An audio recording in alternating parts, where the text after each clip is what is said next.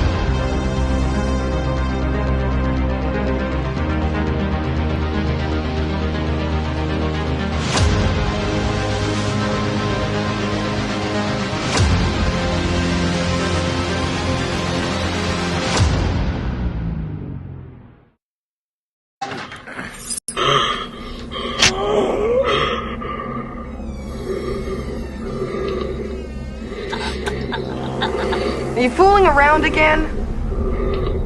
I'll kill you if this is a joke.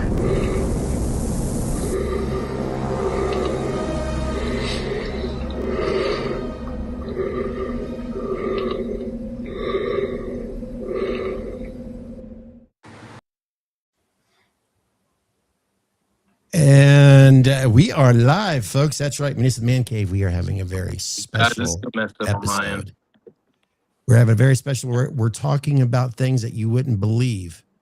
More importantly, technology, the four of us here, but really the Bob. That's right. We were talking about one thing, the Bob, with our very wonderful guest, Chris Morgan, and Matt. He's having weather issues. We're going to call it weather issues. Yeah. Because that has been the topic around this part of the world. Because technically Matt lives nearby. I'll just say that. There we go. So yeah, folks, you guys are having terrible weather up there. Oh yeah, yeah. But we're all here about the one and only, the Bob. So if you guys have any questions, which I'm sure by now you do, that's what tonight is all about. Q&A, questions, some answers. So have them ready. Put them in the chat room. These gentlemen are here to do the very best. Isn't that right, Matt? Yeah. He said yes. So okay. Trust me. He'll catch up with us. He will.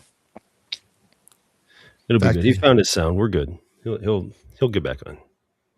No, he took a screenshot of his screen and he's just frozen there. That's all. It's weather issues, Wi-Fi stuff. He'll be with us. Just hang in there. So we got a long night ahead. So, well, that was great, folks. Thank you for watching. See you next week. Yeah, pleasure.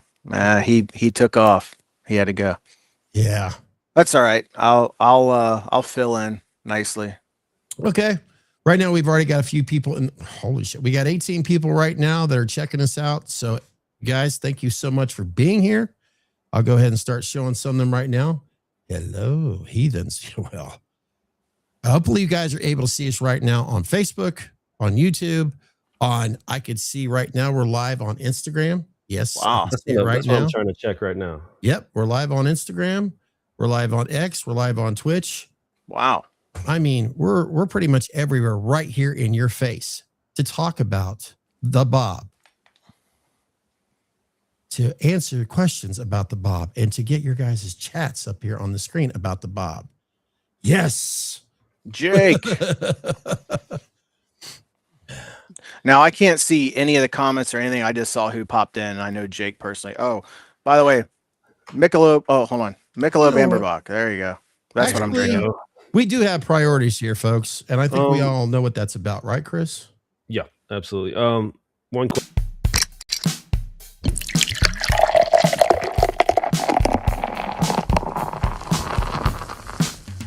What the fuck you drinking? Sorry, I interrupted him. I thought this was the right. You're fine. I'm just wondering, is it beneficial for us to try to integrate the chat, or should we just like click on it when we see a new question pop up. Does that work? I'll try my very best. Yeah, I'll try to integrate it that way, because if we put everything on the screen, it'll look worse than your weather forecast. Yeah, when Matt comes back, it'll be a car wreck. So, Morgan, what the fuck are you drinking? Yeah, I know you showed it, but Yeah, Michelob Amberbach. It is. You guys hear that music? What is that? Yeah. What is That's that? our little jingle. Oh, okay. I was just like, is that my headset picking up sound from the space satellite or something? But Yes. no, like, but yeah, Michelob Amberbach. It's an old school beer. You don't see it much. Everybody only associates Michelob with Ultra anymore, and people forget about they had this beer, Michelob Amberbach, and in some parts, Michelob Light. And the lager, I can't find none of it, dude. Oh no, it was discontinued quietly in 2023. Ah, shit. Yeah. I've been trying to be on a quest to bring it back, but we'll see what happens. So we got Mindful of Music in the house, Jake in the house, we got Scott Barker in the house, we got Mike in the house. Valerie, of course, is here. She's going to emoji the hell out of us tonight. We got Myers Fan 78, Tony White, Mindful. Oh, I already said that. So, guys, they pretty much are just saying hello at this point. Hello. We truly do appreciate it. So, and I know you guys are wanting to know what the fuck Mr. Webb is drinking.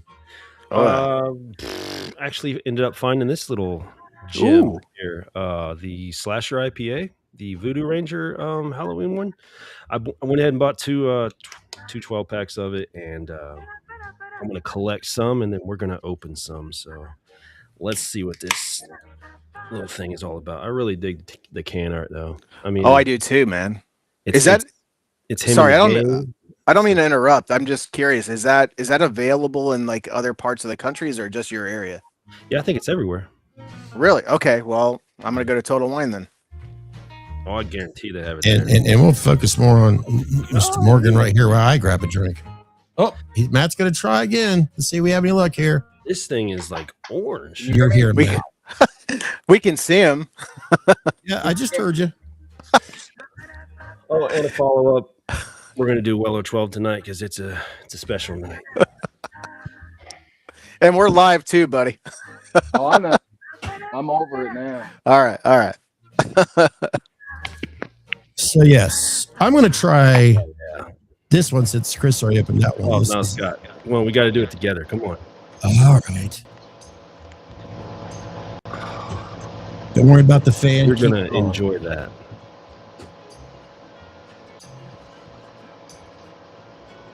Looks good. Ooh. Can you hear me? Ooh. Yeah, we hear your AC now too. Yeah. It's like I can't great- hear You know what, all. guys? Everyone out there right now that's watching this live stream and future streams in the future, if you really want Meet Us in the Man Cave to become more successful, please hit and tickle that subscribe button. Actually, like us a lot more so I can hire a little tiny guy to grab me beer. And we can hire his twin to grab Chris some beer. That's the dream right there. That's Yeah. the dream. Hey, gotta I live. don't think that's fair to the little guy though. All right, the tall guy. But so PC here. I don't give a shit. I feel left out, guys. I mean, I should have got smartened up to the drink of choice tonight, and I would have made sure It's got an followed amber look suit. to it. I should have sent you notice on that, and it was one of those last minute things where I found it and I was like, man, I got to get it. Scott, you're getting a lot of head, bud. That is a lot, bud. Doesn't happen much, but when I can get it, I'll take it. That's right. You know, just flick the peanut brittle off and let it go. Yep. Get that on my penis. So, folks, Jesus Christ. enough about my issues. Let's talk about the Bob. Oh, Matt's gone away. He's gone away, folks. Should we have some sad music? I've been tossing back and forth. How do we open this up? How do we approach this questioning? I don't know. Personally, yeah, I think we just, especially while he's getting situated, I think we should just go back to how this all started, you know, in the first place. Perfect. Really. Perfect. Oh, You know. we actually have those questions sent over to us. Really, that might be good to tackle first. Actually, I'll tell you what. I'll set that up for you. Yeah. Why don't we do questions first, and then that way we're not telling the story twice. You know. All right. Well, earlier There we go. we had a gentleman here that said we talked about the weather already, and if the weather's hitting you hard where you live, or where you live, that we get it. Trust me.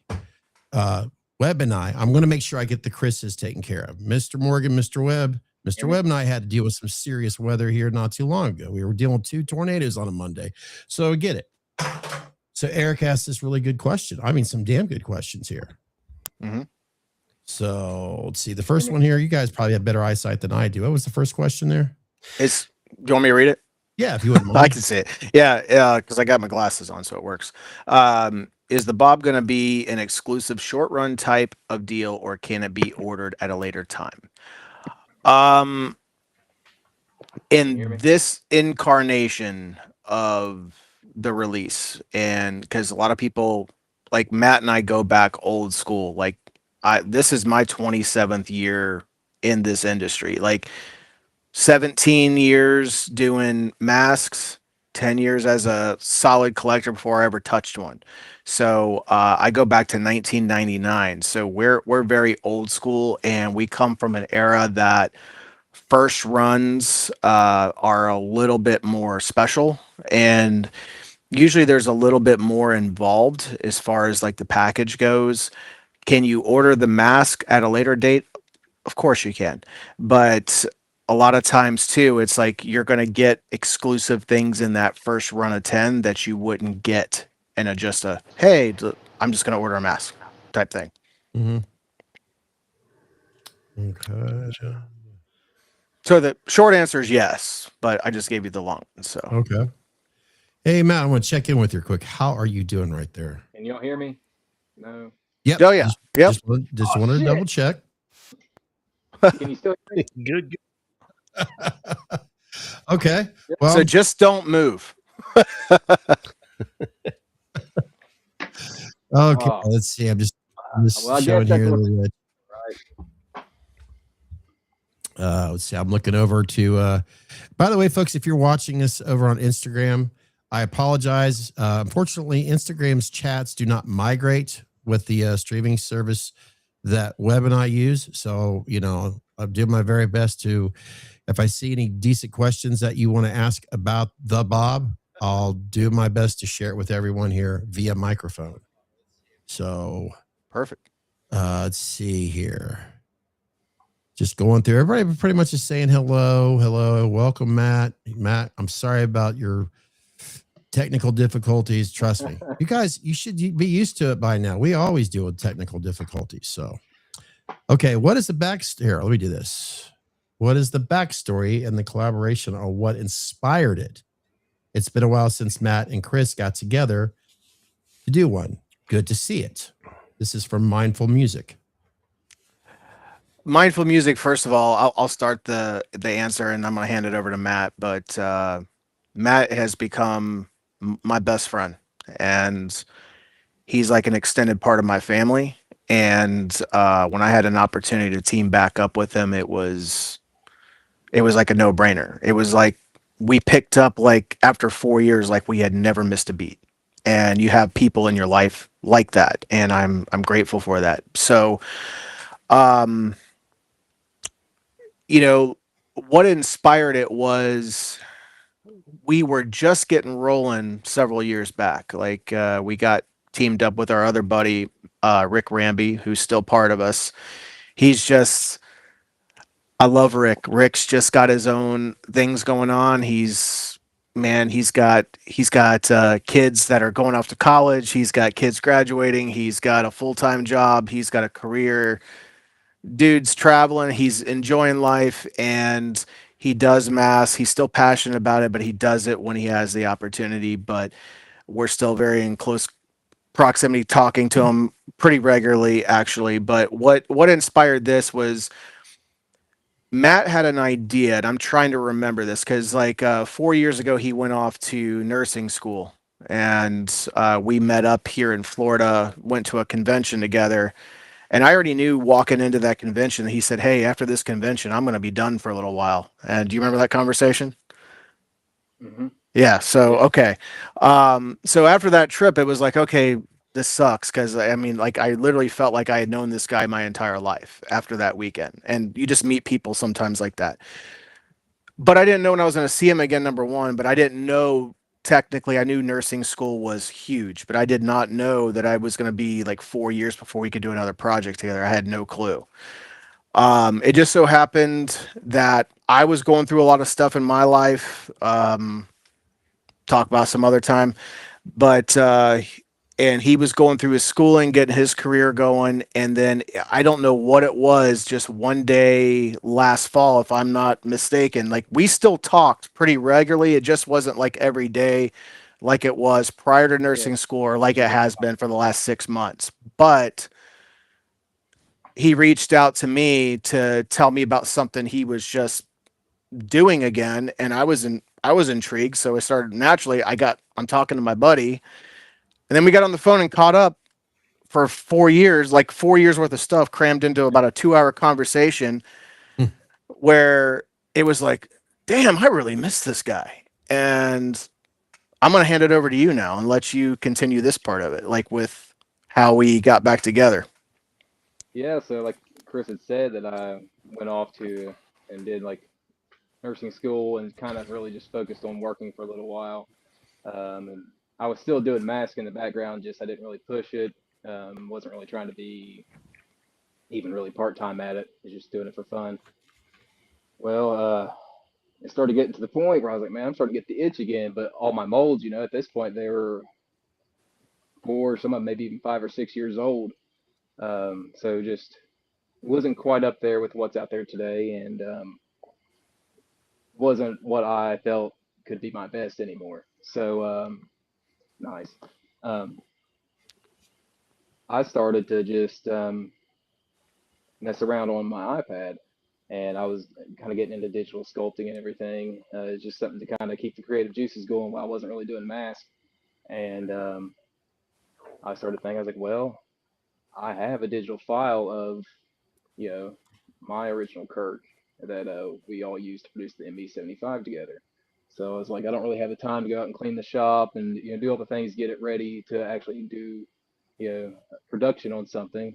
So I was like, but I can mess around on this iPad. And I would say, I think it's probably right at about a year, wasn't it, Chris? A year and a half or so Mm-hmm. of messing with that. I Mm-hmm. finally felt comfortable enough to show him what I've been working on. And I'm not exaggerating when I said, I mean, I probably went through scrap 30, 40 sculpts easy. Just I would do them and, kind of learn some things and scrap it and restart again. Um, so I was doing all that behind the scenes, and I finally decided to share uh, with Chris um, a stretch mask I was working on, which just was like very in its infant stages, just kind of roughed out. And I'll kind of hand it back over to you from there because this is where you kind of join into the project. Yeah, it's what the old saying of I was almost out, but then they pulled me back in, type Mhm. thing, and it's not that, Mhm. yeah, I kept sharing stuff with him over the years about things that I was working on, just trying to pull him back in. And then the next thing I know, he said, "Hey man," he said, and he sent me a voice recording, and I'm listening to it. He's like, "I want to show you this. I've been working on this. I've been trying to get back into it. We definitely need to catch up," type thing. This was just going on. And he was like, "Do you remember our digital file of the MB75 of my Kirk, from back in the day?" And I wanted to mess with that. I wanted to do this. I wanted to test myself and blah, blah, blah, blah, blah. And so this just kept going on. And I'm just like, yes, let me see it. Let me see it. Let me see it. Because I know when he's feeling that passionate about something, I know my boy that well that when he is getting juiced like that, it's it's worth looking at. And I was ready to see it. And I think in my looking back at it, if he and I didn't have the relationship that we do, it could probably be taken as I was being rude. I wasn't. I was just short because I was excited. But I said, dude, send it. So that was literally what I think I said. And then I saw it and I said, this is good. I said, are you at the point where you're wanting feedback or are you still messing around? And he said, no. He goes, I want your feedback. And then I was in the middle. I had just lost one of my closest friends, who was in the community, Daniel Parker. So I was going through a lot of shit. And so cheers to Daniel. Love you, brother. We're, hope you're looking down on us in a happier place. But it was a perfect storm, perfect timing, put it that way, that we came back together. And when I saw that, like, it was literally, that's when we picked up the phone, that 2-hour conversation, and we just was, like I said, it was like no time had passed. And then for the next several days, we just boom, boom, boom, back and forth, like spitting out ideas, spitting out, well, what if you tried that? What if you tried that? I don't know anything about digital sculpting. So I'm learning in real time with somebody who had been doing it behind the scenes and I had no idea. And then next thing you know, it's like this thing is really starting to take shape and I'm going, Matt, I see this, and this, and this, and this. And then he goes, yeah, he goes, I saw this and I saw this. And so this just kept morphing as we kept going. And then the next thing you know, it's like we realized when we were not even knee deep in it, when we were neck deep in it, that, oh shit, I think we got something. I really do. That we're feeling really, really strongly about. And I was in a position where I was leaving my other job and coming back full time. And so I did a video in the Myers community a few months ago where I was just like, man, this is going to be a really cool run. Got a lot of really cool shit going on. You can go back and find that video in the Myers community. It's in there. But it's because I knew what we had been producing and everything that we're sculpting, digitally sculpting and producing, everything comes from in-house, from like, we don't send it anywhere. Everything is in-house. So the digital files, that's in-house. The digital sculpting, that's in-house. The molding, everything, the production, everything is in-house. It's not sent out anywhere and we're handling it all ourselves. And then we're splitting the cost 50-50 because it turned into a straight up partnership, which we could have kept going with the Mass Brothers Inc. We could have said WMP, HHP, HHP, WMP. We could have done all that stuff, but Nightmare House Productions was the natural merger because if anybody that knows anything about my career at all, the Night Stalker is the be all end all, but it originally, the original name was the Nightmare, and I changed it to Night Stalker because there was another artist producing a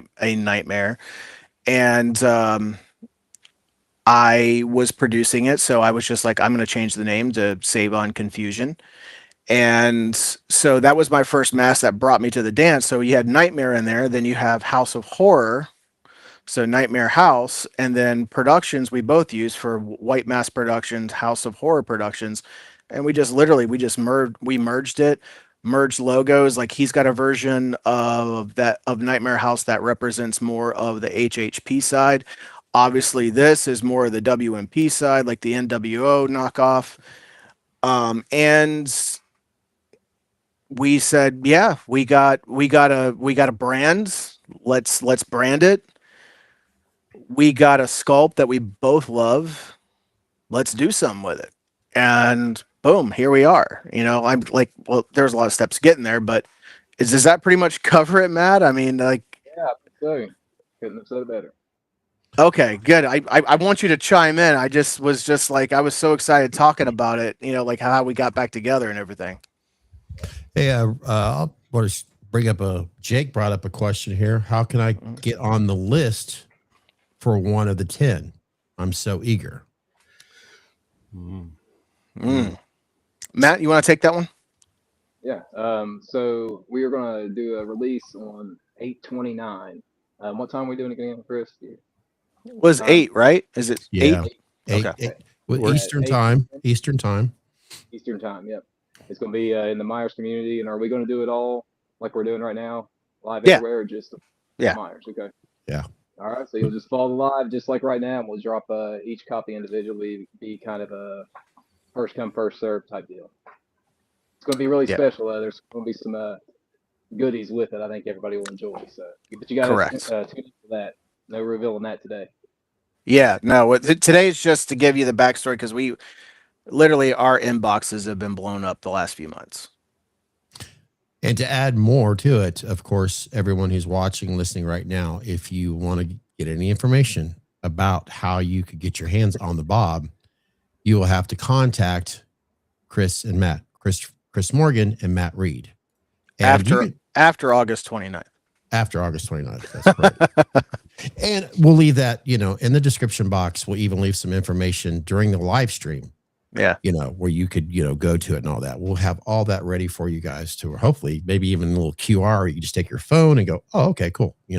Right. So Scott just said, take, well, is that he wants to donate something, I guess, apparently in the future. I don't know. That's what he's saying. He's wanting to donate. So I just want to make sure, super stickers clarification on that. How do you see that going? Is that like an auction thing, or are you saying like you'll bring the first one out, someone will say, I want that, and then how do you move forward? Just wondering. Yeah, go ahead. No, go ahead.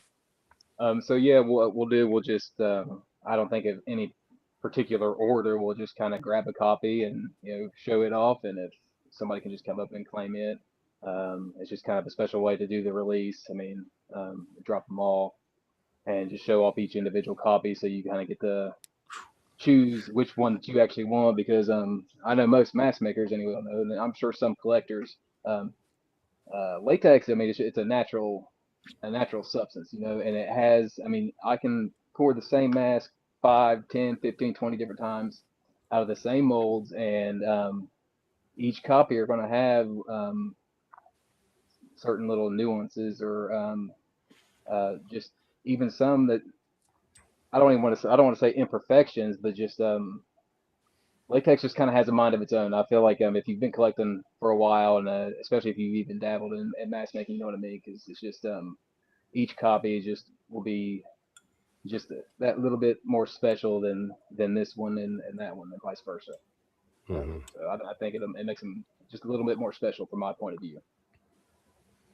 I was about to say, do you guys accept left lugs? I don't think they're in that business. Something important for the 29th, and I don't know if there's a question about it at all, like, because there's usually a question about size. Mm-hmm.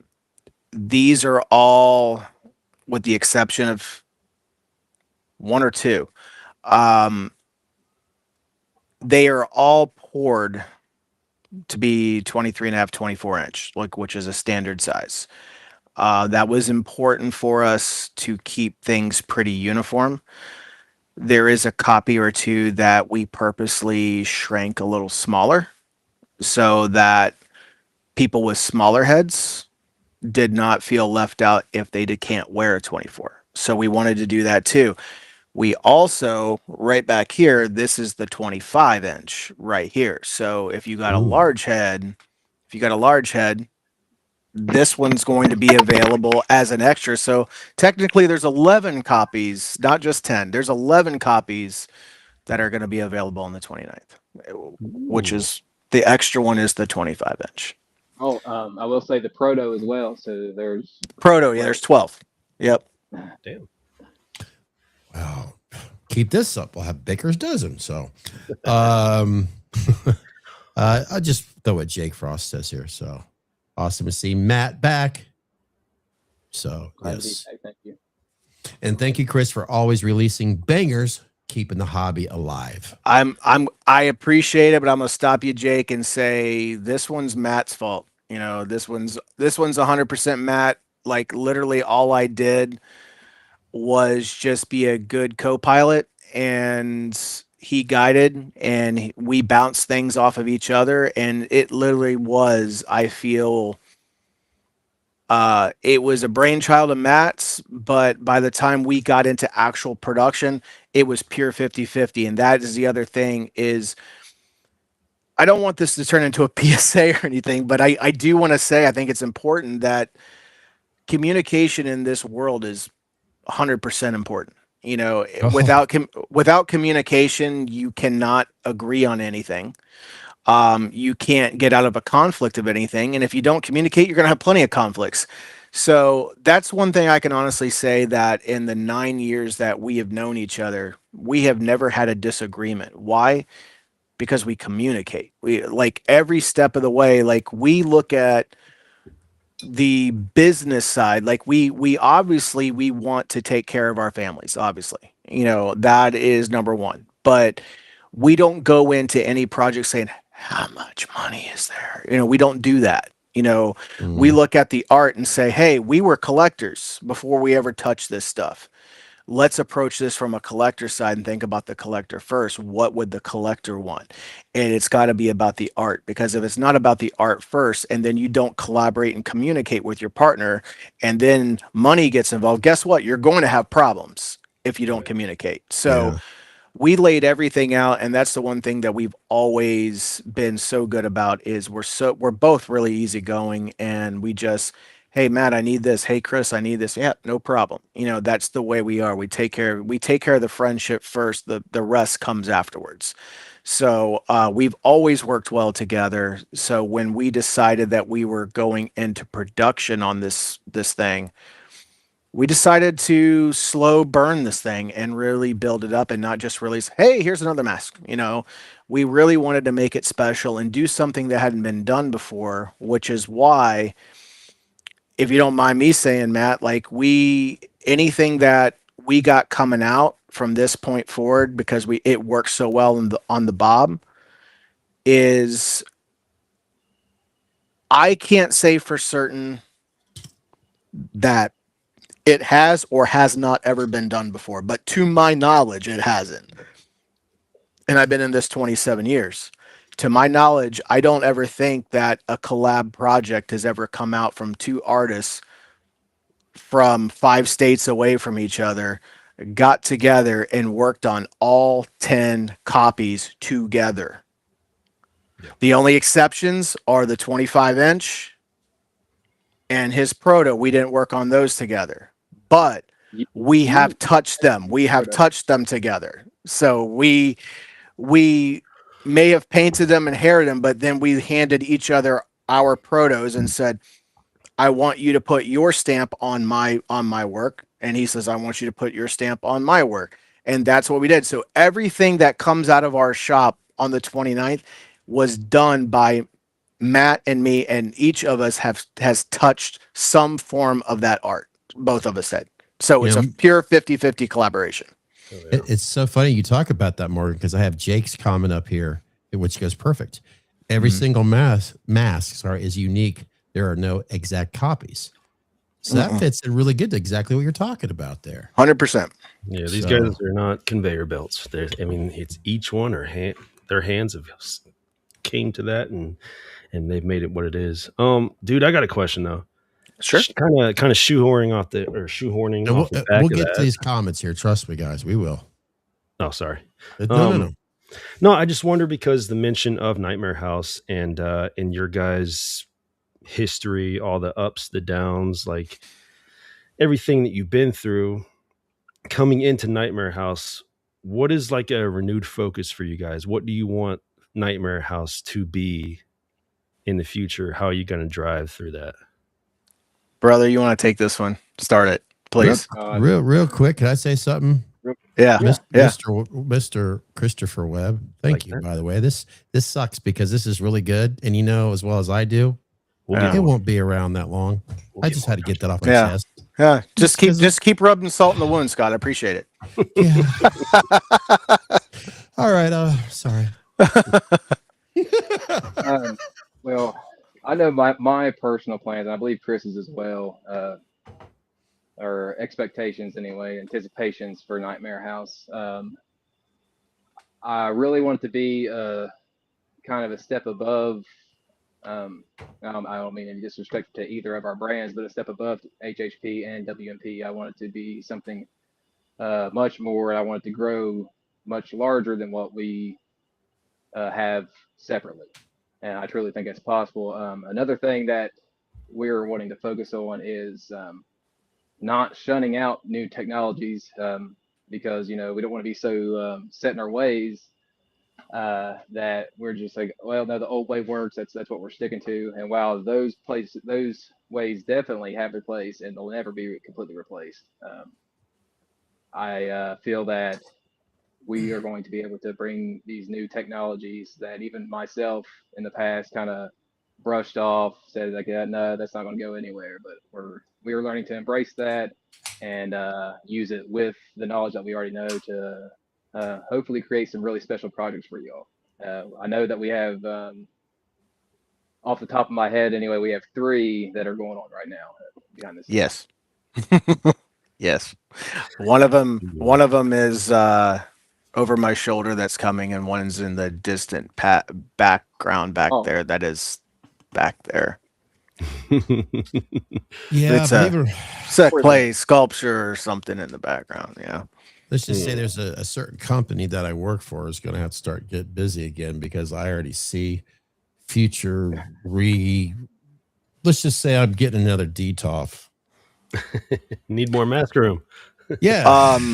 It's been a long time. Been a long time, but I'm telling you what, other than scratching my knee, I'm seriously getting that. It's just from what we've been doing here. So just to piggyback on that too, like one of the things that we discussed quite a bit, and I mean, Chris Webb, you've known me a long time, and you know I don't take what I'm about to say like lightly at all. We have begun to share molds between the two of us, where HHP molds, WMP molds, that's the merger. We're still going to do our own individual stuff. Like, don't get us wrong, but like, put it this way, if there's an HHP product out there that, as long as it's not brand new and Matt's like, it's an exclusive HHP thing and Matt's trying to get it off the ground, like, you know, give the dude his respect. Or if I got something coming off the ground, give me my respect. But, you know, let it marinate for a little while, see what it is. But we want to have fun with the babies that we birthed, you know, but eventually everything's going to cross over between the two. And that's what Nightmare House is about. It's that collaboration. It's that trust. And I don't say like I give trust very easily, and I respect the hell out of him. I trust him and I endorse him 100%. And I think that, I don't want to speak for him, I think it goes both ways, obviously, but it was just natural, man. Like, we're already doing so much together as it is. We're already been in this for 9 years. We have been tackling this solo for so long, and we're like best of friends. It's like, it's just a natural evolution, you know? No, that's awesome. I love hearing that, because it just sounds so optimistic, dude. And I love the fact that you're optimistic about it, and you have somebody in your corner that you trust. It's so important in a business like that. Where I just saw a comment. Well, I don't see any of the comments. You guys got to read them to me. You made my day. You made my day. What happened? Go ahead, read it, Matt. Hi, Matt. Hi, Chris. Which one of you picked the name? Personally, the name reminds me of the Blob, and I love that. It seems like a classic horror catch to the mask. Yeah, I never thought about that. That is pretty cool. It works. That's the reason I picked it. You can ask Chris. I told him that. Yes, 100%. Like the Blob. It sounds like the Blob. Sounds like classic horror. I was like, that's why I love it. I never thought of that. That's yeah. I was getting ready to work out. I was getting ready to work out one morning because Matt works nights. So as I'm getting up, he's getting off of work. So usually we would have a message waiting for each other for several months. And one morning he goes, "Hey, man," and you guys have heard his voice now. So I'm just going to say I think he was off in the corner of his hospital or something. He's like, "Hey, man, so I have an idea. I was thinking about this. Mask that we're working on, and I'm thinking about a name. I'm just thinking about the Bob." And And I went, the Bob? What the hell? He goes, because hold on. Because I almost think that he was channeling my mind at that point, even though it was a recording. It's like it was almost like he was speaking live to me, and I was just like, okay, I'm half awake, wiping my eyes. I'm like, go ahead, keep going. And he's like, but do you remember the Blob?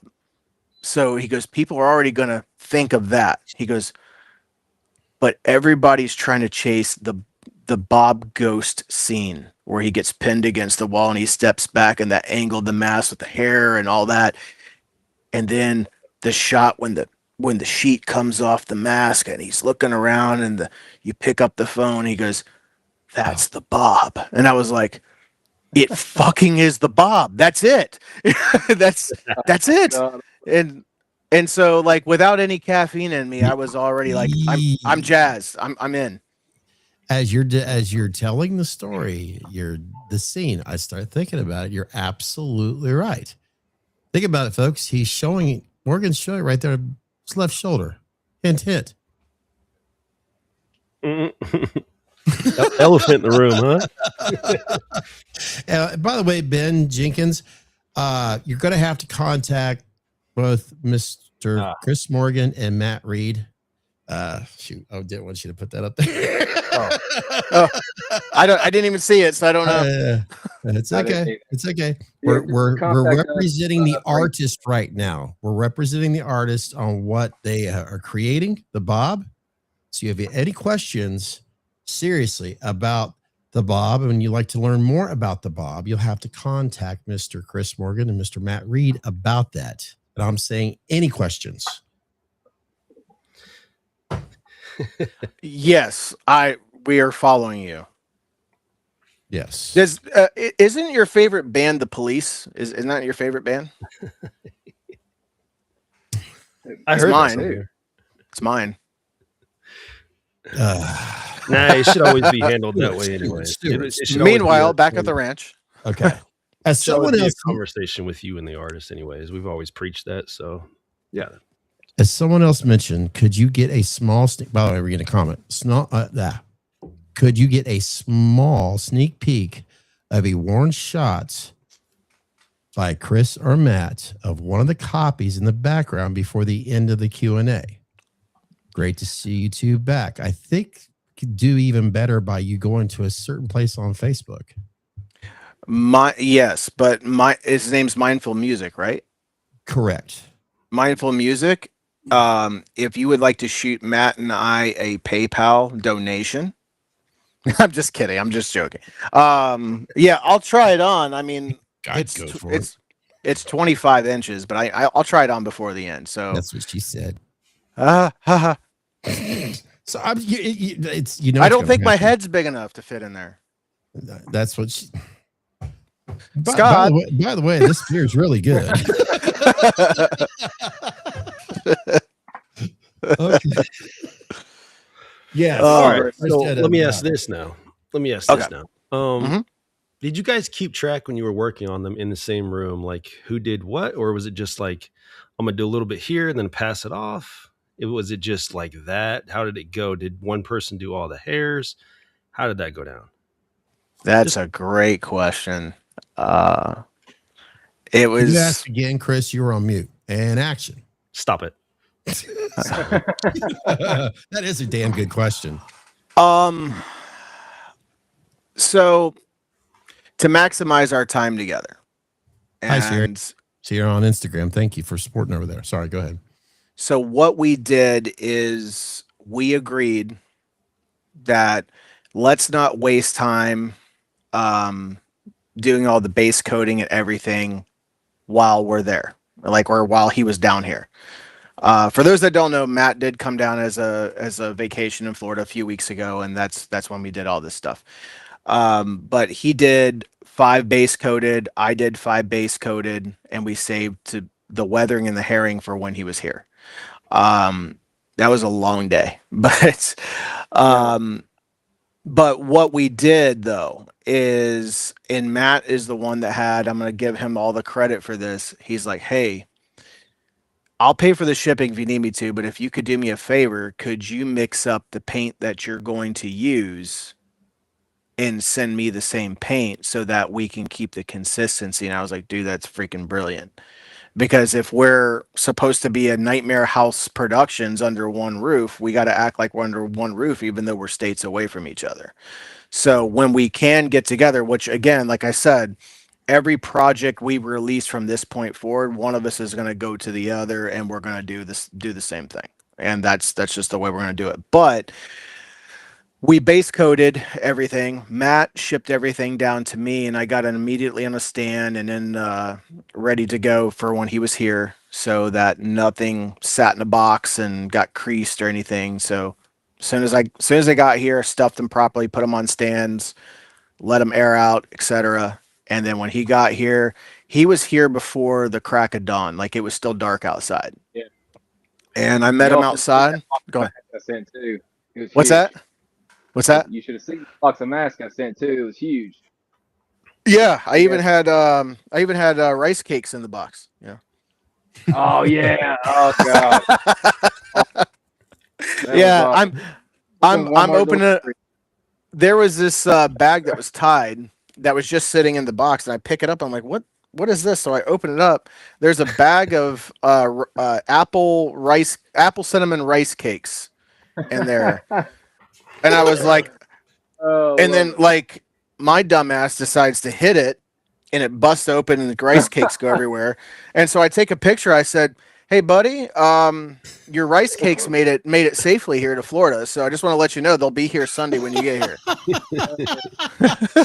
Hey, do you mind answering this question? If not, then just say, Scott, shut up.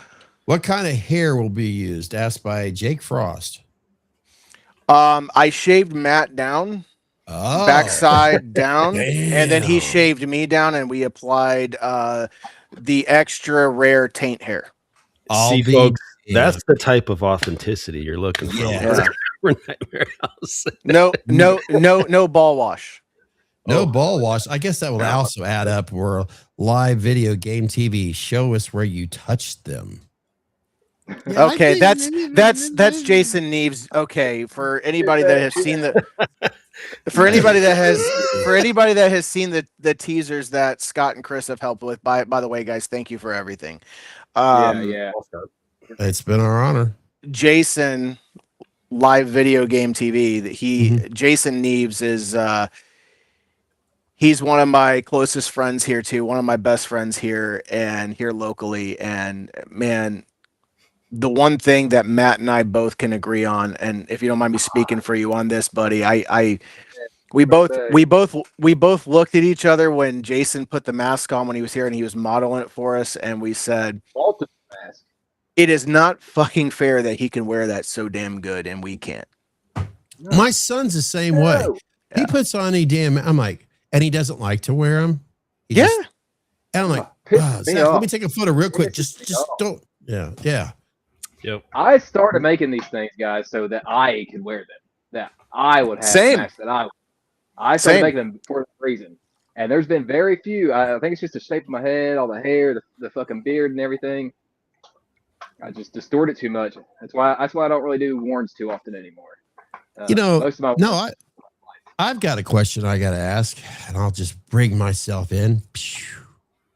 Do you think there will ever be a mask that resembles the one that we pretty much have all grew up and, something like the Bob, you guys get what I mean.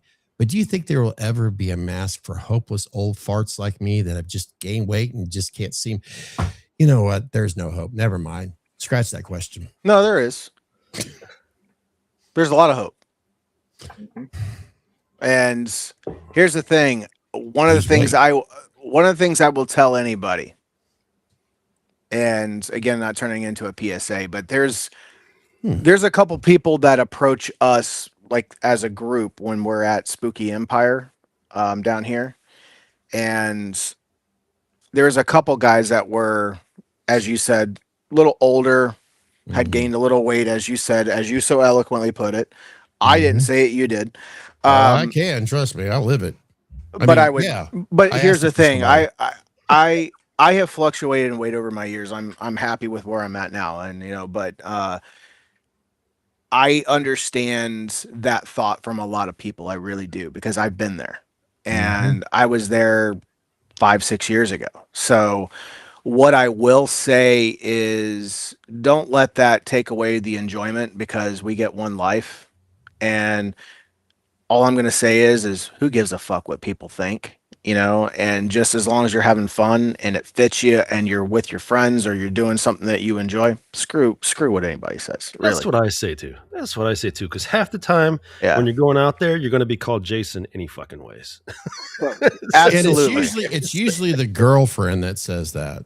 Thankfully, I'm very proud to say that a woman who I've known for a very long time, where we've reconnected, her name is Pam. She knows who the fuck that guy with the white mask, well, they're both white. She knows who we're talking about here. Yeah.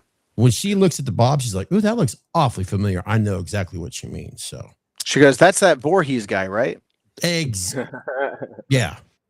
I'm looking over here real quick over at Instagram, see if anybody has a legitimate question other than the fact that they are very fascinated with the rice cakes at this point. Do rice cakes come with the bob? It looks like it's I'm sure we can do apple cinnamon scent inside the box. Now I you know how we crave those senses, you know that. that might make a really good stuffer. You just stuff some rice cakes. So is there going to be a gray streaks? Whoa. Oh, Matt, this is something that I guess we're going to assume. So is there going to be gray streaks in the hair? Since, we're using the quality hair from Matt here. Matt is not even showing any signs of gray hair. Oh, no, they're talking about me, dude. Believe me, they're talking about me. Watch your language over Instagram. But you know what though? Every time I see a new gray hair, and believe me, I can't even tell you which one's new or which one's old at this point. But I'm gonna tell you right now, I have earned every fucking one of them, and I'm proud of it. Exactly. Chris, did you see that question? Jake asked one. It looked like it was pretty interesting about the stocking. Here we go. Yes. Stocking. You could always wear a stocking over your face. I have done this and it sucks. Your face. Yeah, that's true. I get you. Look, I'm making fun of myself. So the 23, I want to bring up in all seriousness, the one advantage I think for a smaller mask, if you're like myself or Mr. Webb here, you're not going around wearing these masks most of the time anyways, maybe 1% when you're doing a podcast, right? But most of the time they're in your display cabinet. And I think those smaller ones kind of have an advantage because I don't know, there's just something about them, the way the light captures them. So that's the one advantage of the smaller ones too, if you're a collector. So that's what I have said to others over the years, from that guy that you would occasionally stumble across over on YouTube. That's what I would tell them when they would mess me. I said, there is a pro to those smaller masks sometimes. So keep that in mind, folks. Dude, I look at that JF75 all the time. It's on the smaller side, but that mask just captures something. There's something about Chris's weathering on that is just crazy. Yeah. Let's see. Make sure. Okay, Jake, does this something? I'm just bringing up after the first 10 bobs, will there be available down the road? Well, yeah. Or are you guys planning on something new? But just like we had said before, Jake probably wasn't in here, is the first run is going to have some very special things that are only associated with the first run of 10, which turns in that we're going to do 12 because we got Matt's proto and we got the large proto back here. Cool. And we're going to give a little. Here's a young woman right here. Hannah said, "Woof." She's basically calling it out as a girl who's 5'2". Not even close to the top. Well, Nick Castle was my height at 5'10". I got proof because I was standing next to him in a couple photos. Just saying. I will always cosplay as him without a care. You go, girl. Do what you love and screw what anyone else says. I got a cool story, and I hope she doesn't mind. She absolutely kills the costume, too, because I've done conventions with her. And, she absolutely kills it. Absolutely kills it in every cosplay that she does. So yeah, she owns it loud and proud. 5'2" doesn't matter. She is she might as well be Tyler Maine's height, you know, like the way she controls the character. She's great. She's absolutely great. Nice. By the way, I did see something on Tyler Maine. He's getting better. He's getting good better right now. Good. So he finished it. He's still got some more. He's still going through some uphill battles, but from what they're saying, yeah, it's going good. Yeah. So get this. Speaking of him, and you know, I really hope he gets better because the Rob Zombie films are not my favorite. I'm going to be honest, but you know, at the same time, I got to know Tyler Maine, the person, about 4 years ago. Yeah, it was this week. It was 4 years ago. I spent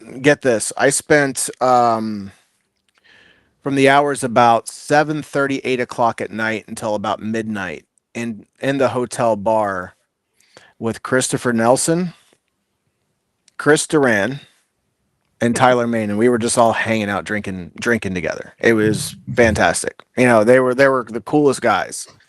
And Chris Nelson and I exchanged emails and phone numbers, and he wanted one of my ghosts. I wanted one of his 2018s, and you know, like it's just cool guys. You know, it's like really cool guys. And Tyler, you could tell that he took a lot of passion and a lot of pride in that character.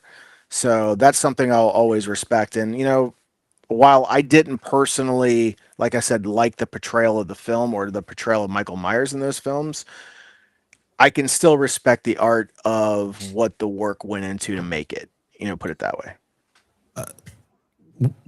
Webb and I, we had a chance to meet him at Horror Hound. Was it March or was it March or yeah, what? It was March 22nd. Yes. And the way how respectful he was, my son was there. And I gave him a little hint at times in certain situations. Over 30 years, you kind of know when to say something. Yeah. And I made it very clear to Mr. Tyler Maine. I said, my son is autistic and all that. So he got it right away. We had the photo and he signed the photo and he said something really cool.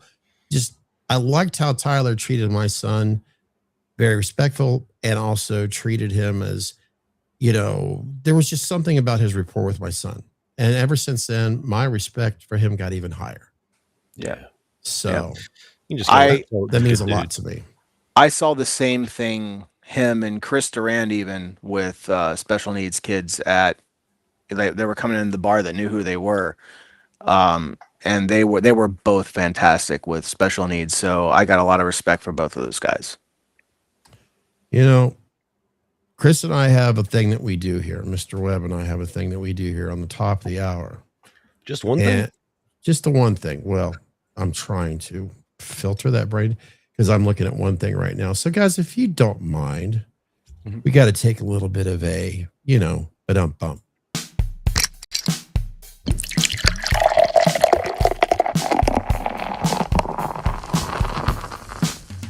What the fuck you drinking? Hang on. Oh, shit. And so what Webb and I usually do at the top of the hour, and when we just wing it on a certain live streams or whatever, we actually have our regulars that are constantly bombarding us. What the fuck are you drinking? So apparently everybody's getting ready for it right now. So if you're new here to meet us in the Man Cave, this is what we traditionally do. It's not just about Q&As. It's not just about the horror community. It's basically a place where you could come, visit us, you could hang out, just shoot the shit. Just talk about it's a bar. It's basically a bar where everyone is accepted and people try to go get their favorite drinks right now. And I really caught them off cue, but this is also a good time for them to take a little bit of an intermission. So if you enjoy what you see here, keep in mind, a day from tomorrow, August 29th. You're good, sir. Don't worry. I'm doing my part. On August 29th, we're going to have a new nightmare that takes form. That's right. As Chris Morgan and Matt Reed were talking about, as you clearly see right there, WMP, HHP, Nightmare House Productions, the live event will be going on August 29th at 8 p.m. The first 10 copies, we're going to holy shit, see if anyone out there is interested in the first 10 copies. So I tell you what, I didn't know how long we were going to go, and I foolishly only had one beer ready. So I It's okay. just totally it's good fucked intermission myself over. for our special guest here too, as you can clearly see. So this is working out perfectly. All right, I'm going to step it up. This stuff. I figured you were going to go next. I sipped on. I couldn't take it. Yeah, it's interesting. It's very interesting. So I'm explaining to people here. No, Jake, I'll put it up real quick. It'll be 8 p.m. 2 weeks from tomorrow, the 29th, 8 p.m. Eastern time. We're going to do the Citrus Slayer from Voodoo Ranger. You're going to get that 9%, right? Ooh, 9%. Yes. Just smell that first. We're going to do straight rye from Middle West. This is actually dark pumpernickel. So we're going to get in the Halloween spirit here. Now, as you can clearly see, I'm to help folks that they're not used to come and join us on here. As you can see, you have Chris Morgan and Chris Webb. So I'll try to say Webb and Morgan. Yeah. If you smell that beer that you just poured, it's going to be a little different than what you normally smell. Oh yeah, I'm excited. Yes, I like it. It's different. Okay, Jake. Holy industrial cleaner. I'm gonna tell you right now. At first, it smelled like marijuana to me. Okay, awesome. East Coast, thank you. Yes, we're basically on the. Okay. The thing of it is, the two of us here right now, we're pretty much neighbors. We're all on the Eastern time. A little different, isn't it? Yeah, it's. I don't know how to put I like it. As you can see, I'm pretty much through it, but it is just. It's bold and it's right in your face. It's like, man. Yeah. Wow. A lot going on. Matt, don't worry. I thought this was a good intermission for all of us. That, and I was, filling in a little bit of information too while you're gone about the 29th. And of course, showing that logo off that you guys have going on there too. So, yeah. Believe it or not, I may not know how to make a mask, but occasionally I know how to push the right buttons here. Yeah. Sometimes. You do great, man. Both of you. That is everybody, if you're just now joining us, combo. If you're just now joining us, that's right. Tonight we're doing a live stream here tonight. I heard a little breath there from Bodie right there. I was just gonna kind of fill the air till Morgan comes back in. I just wondered about Matt because I know this is kind of like our first time actually like talking. I've only ever like talked to you, I think, over like comments and stuff like that, man. So I just wanted to say good to meet you finally, and yeah, definitely, and awesome to have you here. And I wondered if you had anything from the nursing experience, any cool stories, anything like, how was it? Because I know it's a demanding field. Yeah, well, I've worked in a couple different fields now. I worked in the hospital. I was an aide there for a couple of years, and I worked as a nurse for a couple of years. And then just recently, I was trying out mental health as well. So, hey, that's right up our alley, man. Yeah, we do get into that. I'm really thankful. Chris here, he wanted to tackle mental health more, and we just got into it. And I'll tell you what, it's been very therapeutic for us and some of our regulars on here. It really has been. So, and before, they really do. I haven't really shared, but I do want to. I want to make sure that I make this out here clear. This is a very special occasion tonight, and I've only sipped out of this bottle twice, so I'm going to do it for the third time. Once again, Mr. Webb, thank you so much for this bottle, because if it wasn't for him, I wouldn't be holding it right now. I want to see that gone by tonight. Nice. So I'll never have it again. I got you another one. So yeah, after that 13-hour day of us working on the bobs, I was wanting to crack a couple beers, and Matt's like, dude, I got to drive an hour back and I'm exhausted. I was like, shit. So yeah, that was basically my way of saying a little intermission, so everybody can take a little bit of. Yeah, I had to leave and refresh because I could see Scott talking, but I couldn't hear a word he was saying. And then like my screen was gone, and I'm like, okay, I don't know what's going on. So let me just get out of here and jump back in. Believe it or not, something just popped up on the screen. Hayden Patton, he says, Chris, how are you, good friend? Good, brother. How are you? Thank you for joining. But yeah, I didn't even get to participate in the "What the fuck are you drinking" segment. Was I supposed to? I don't know. We were just kind of, I don't know. Here we go. In 5, 4, 3. Yeah, what are you?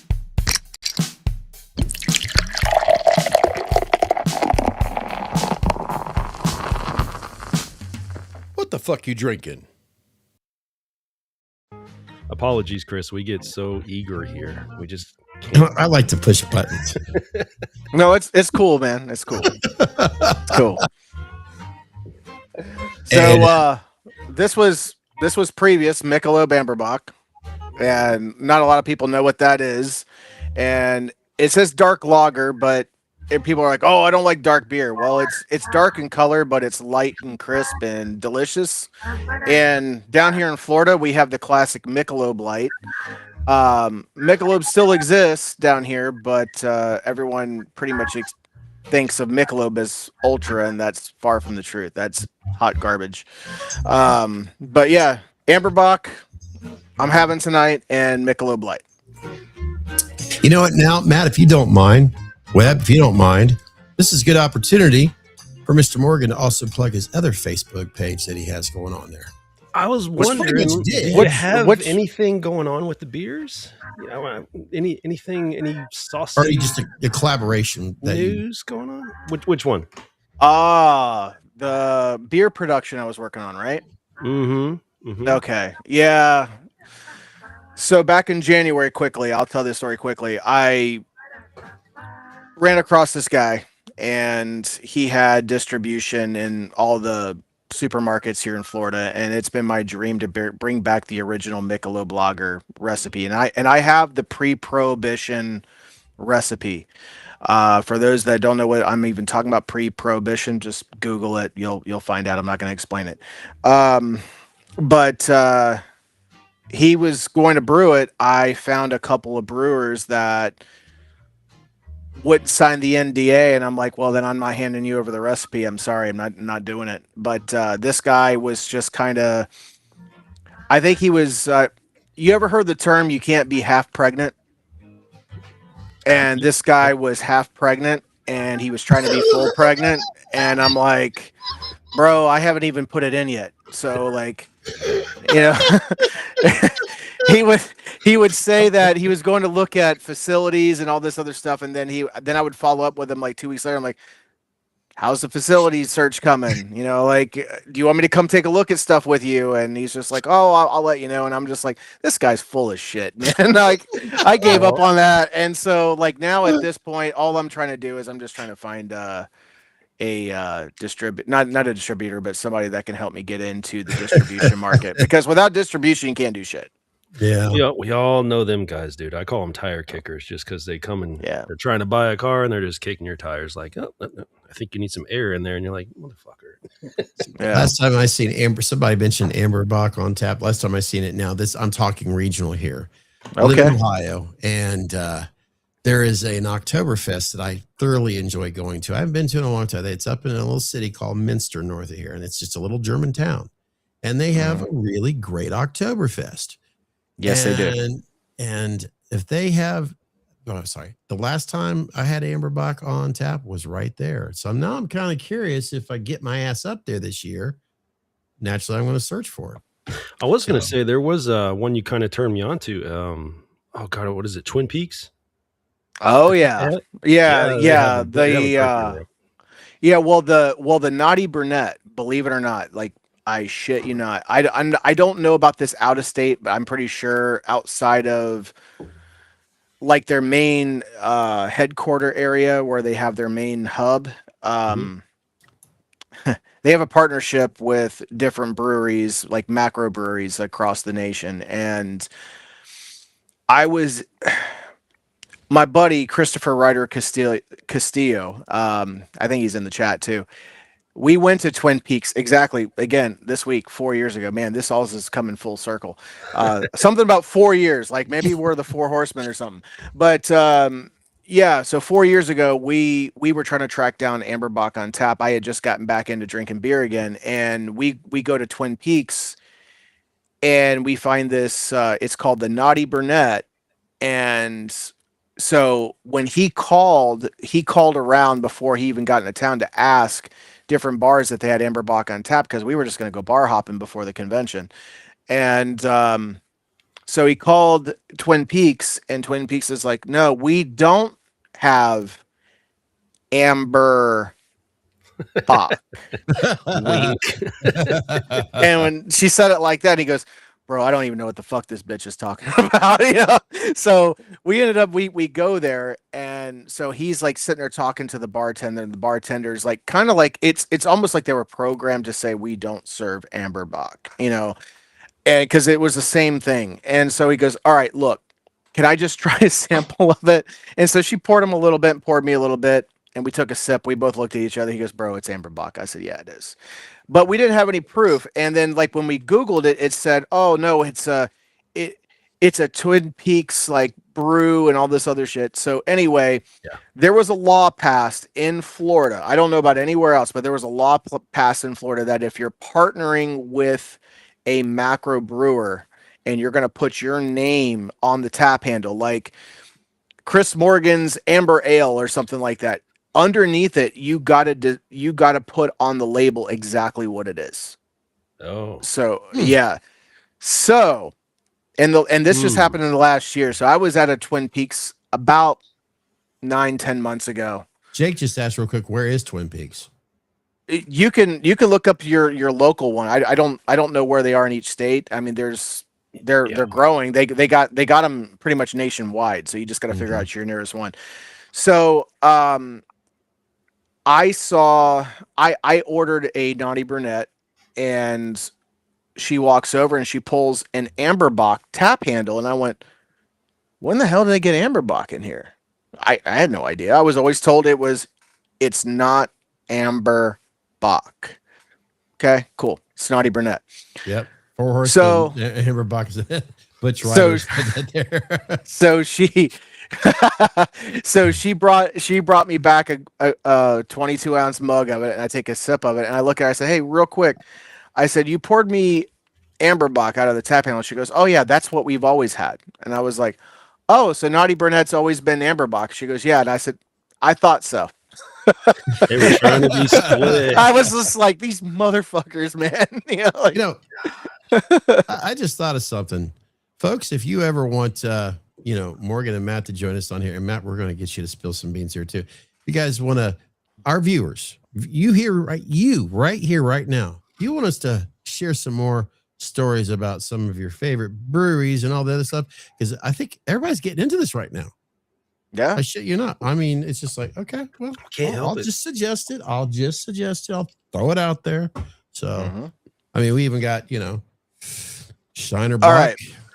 So yes, but I will say this, and this has become something, and I'm going to be honest. I held a prejudice against Yingling for a long time, and I'm about to spill the beans. Why? Because every place I went, and I said, "Hey, I'm looking for Amberbach," and they would say, "Yeah, we had it, we got rid of it for Yingling." Same thing. Really? Let me taste it, because it has a very distinct flavor. I took a sip of Yingling, and I'm like, this is not Amberbach, and you should never say that again. It is not the same. So I was comparing it to Amberbach the entire time. I'm like, why does every bar I go to continue to say Yingling is the same thing? It's not.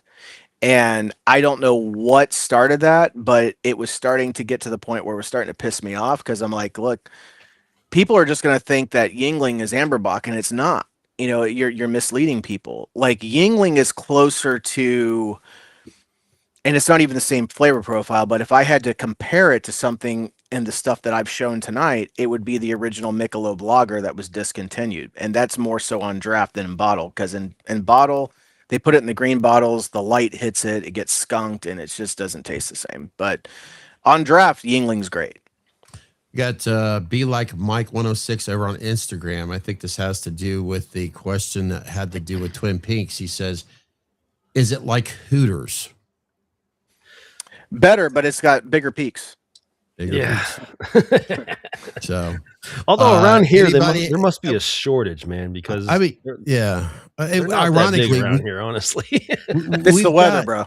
Yeah, it's amazing. It's a fascinating subject for everybody who enjoys your beers, whether for all different levels of beer. It's a very fascinating subject. We can all get very well educated on it. That's for sure. And I enjoy I enjoy the hell out of it. So yeah, me too. Now, Matt, real quick. Oh, sorry, Jason. One more thing. Sorry, Chris is on to something here. Sorry, I'll get to Matt here after this. Yikes! Not twins. Twins. Okay, yeah, I'm telling you what, we're on to something here because is he talking about the peaks or is he talking about the areolas? I don't know. Or that television show, right? Yeah. I mean, come on. I mean, the beer clarify, Jason. Coming up like crazy. Everybody's getting into this. By the way, real quick, folks, I'm not trying to get off. Trust me, I got beer all around the house. I can go all day. But there was one point when we just put you on the spot, and I do want to get to Mr. Reed here. But that certain, mass that's right there on your left shoulder when you came back, there was just something about it right there. I'm telling you what. Yeah. It's really catching my attention big time right now. Well, look at this. Hold on. Look at that. Ooh. Oh, shit. What a guy. What a guy. This is your night, buddy. Oh, this guy too. Hey, buddy. There you go. Yeah. All right, Matt. Matt, I know you're just dying to actually, Matt, but when we were all taking a little bit of a break there, I also want to say it too. I've heard so much about you from Morgan, from Wells. Thank you. This is the first time I've actually met you and all that. I know you've given us a little bit of a background, but how long? I'm just pretend I've been drunk this whole time. How long have you been as being creative when it comes to just making masks? When did you actually get started with all this? Just in case, like I said, I'm drunk and people are just now catching on right now. As HHP, I've only been active as HHP since 2017. But as far as fooling around with 9 years. I've been doing it since I was 14, so 2004. Ruined a lot of masks when I first started out.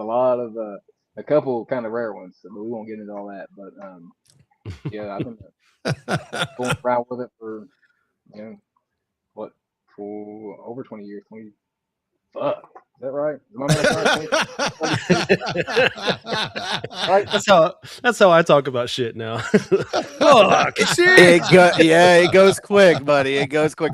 Wait till you have kids. Wait till you have kids. Oh yeah, yeah, that really does it quick. I realize my age. I might shoot. That clock's ticking. Okay. Just practice. Trust me, you'll like the result. We do have a question. Everybody's doing it. Yes. I've got a 30-year-old son. So trust me. Yeah. My balls just were dragging a little bit lower after I said that. What the hell is my balls? There's a really good question right here. Can we get a closer look? A screen for Scott's balls right now. Yes. This would be a perfect opportunity for a Blue Chew ad. Yes. Don't pay attention, Pam. Can we get a close up of this mask here? Yeah, this is I mean, obviously lighting and all that plays a big role, but this is the large proto. This is the thing in the back. That's so cool. Oh yeah. Oh, that's so cool. I love you got my ghost there, Morgan. And it's cool because we actually took, hold on, I gotta get it right. I gotta do the right thing here. Hold on. I gotta get it positioned. There it is. Oh, but yeah. This is actually this stamp, believe it or not, this is what we embrace technology. Matt was messing around. He goes, "Oh my God, dude, I can't." He goes, "I can't wait till you're up at 5:30 in the morning because I got something I got to show you." He texted me like 2:30 in the morning, and I wake up and I'm like, "I'm awake. What do you got?"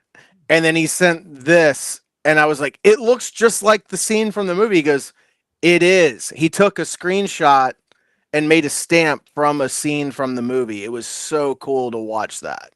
That is fucking gnarly, dude. That is so cool. Matt, you know what? Matt is just kicked back watching, having a good old time with this. But Max, seriously, dude, some of your innovation thoughts, your ideas, I just wanted to give a shout out to that real quick. So kudos on that. I'm like losing my whole head here. I'm trying to get close to the I'm sorry. I'm getting trying to be an online editor here. Please. Oh my God. Hang on.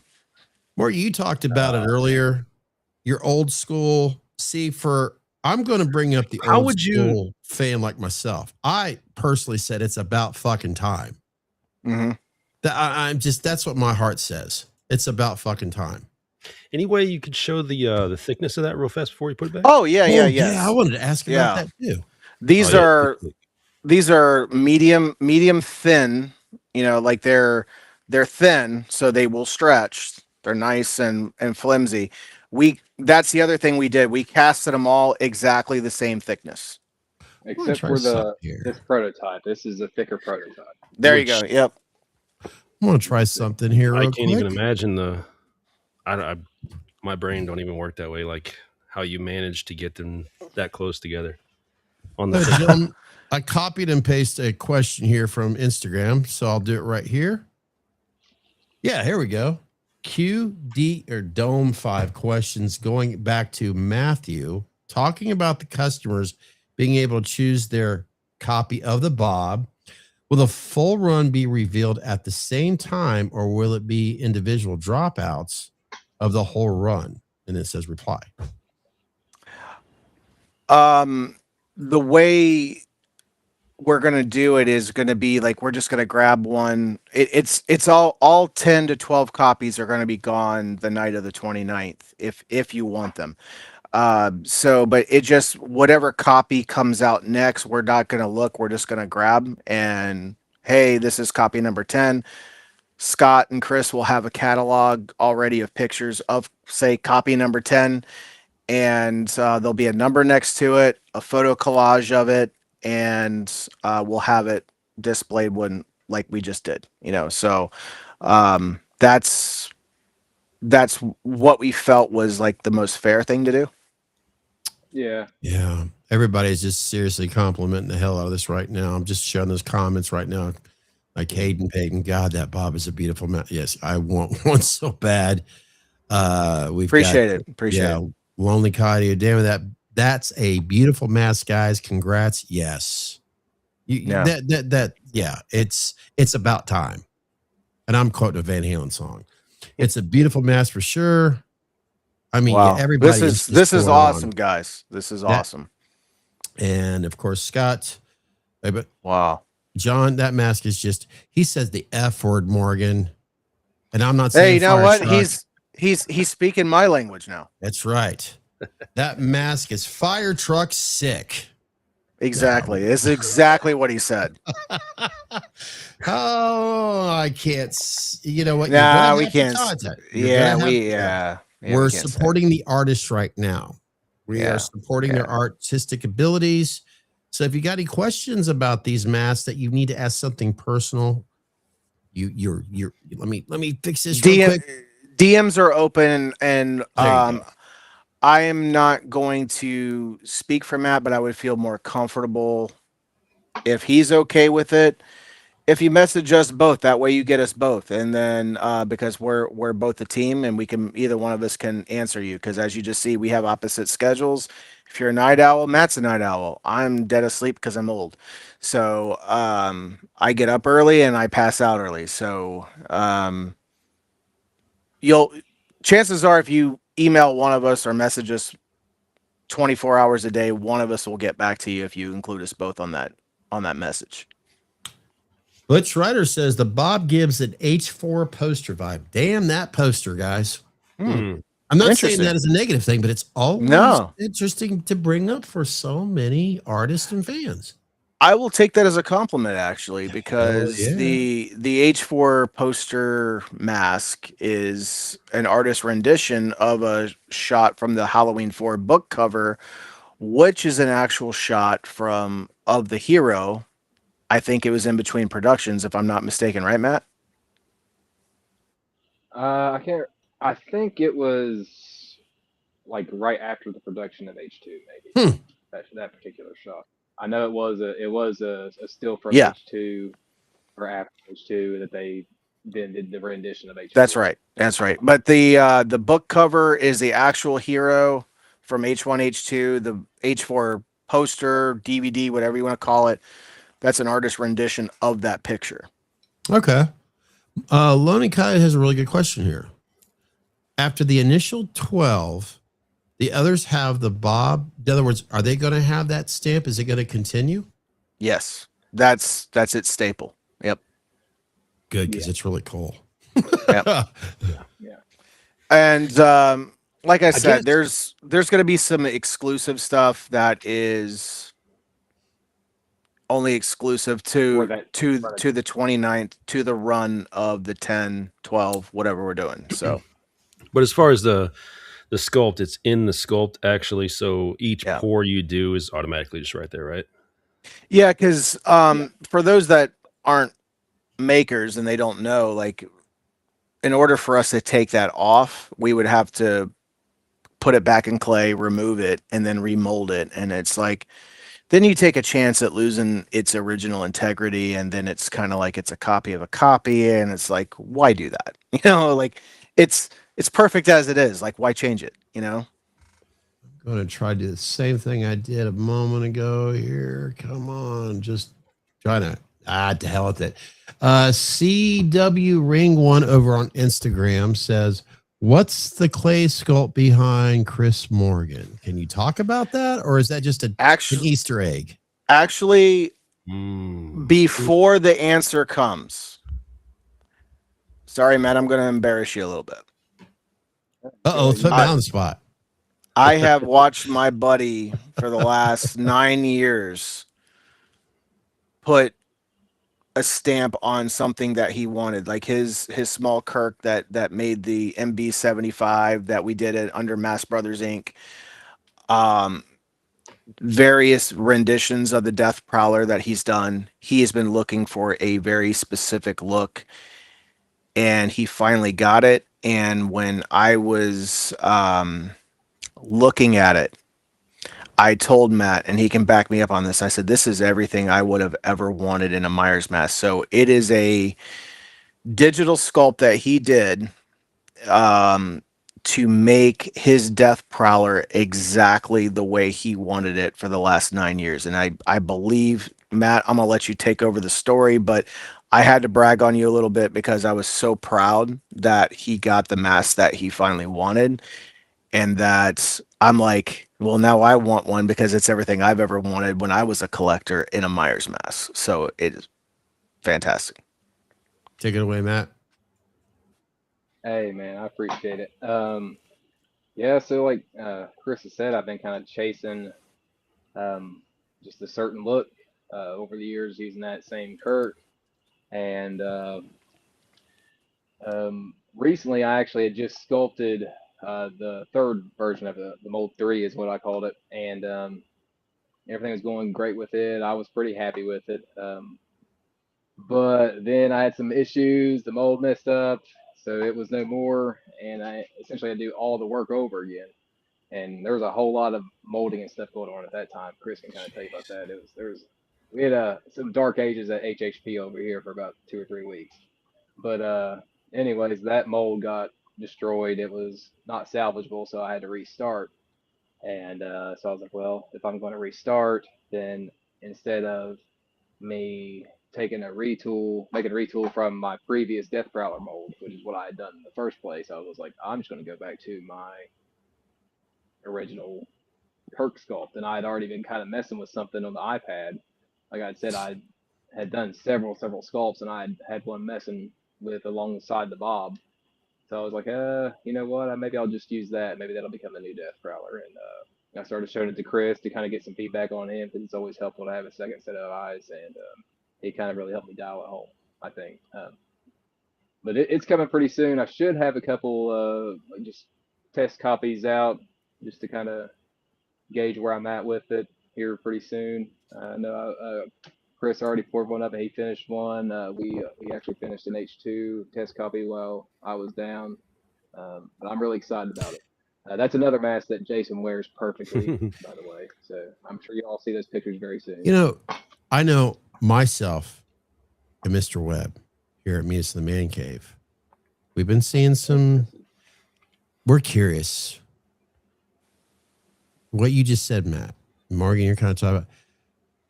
Is there anything that you could tell to the public now, if they have any answers that you could share right now? I'm not saying visually, but do you have any ideas on some future projects that you want to include, or do you want to wait till later to share that?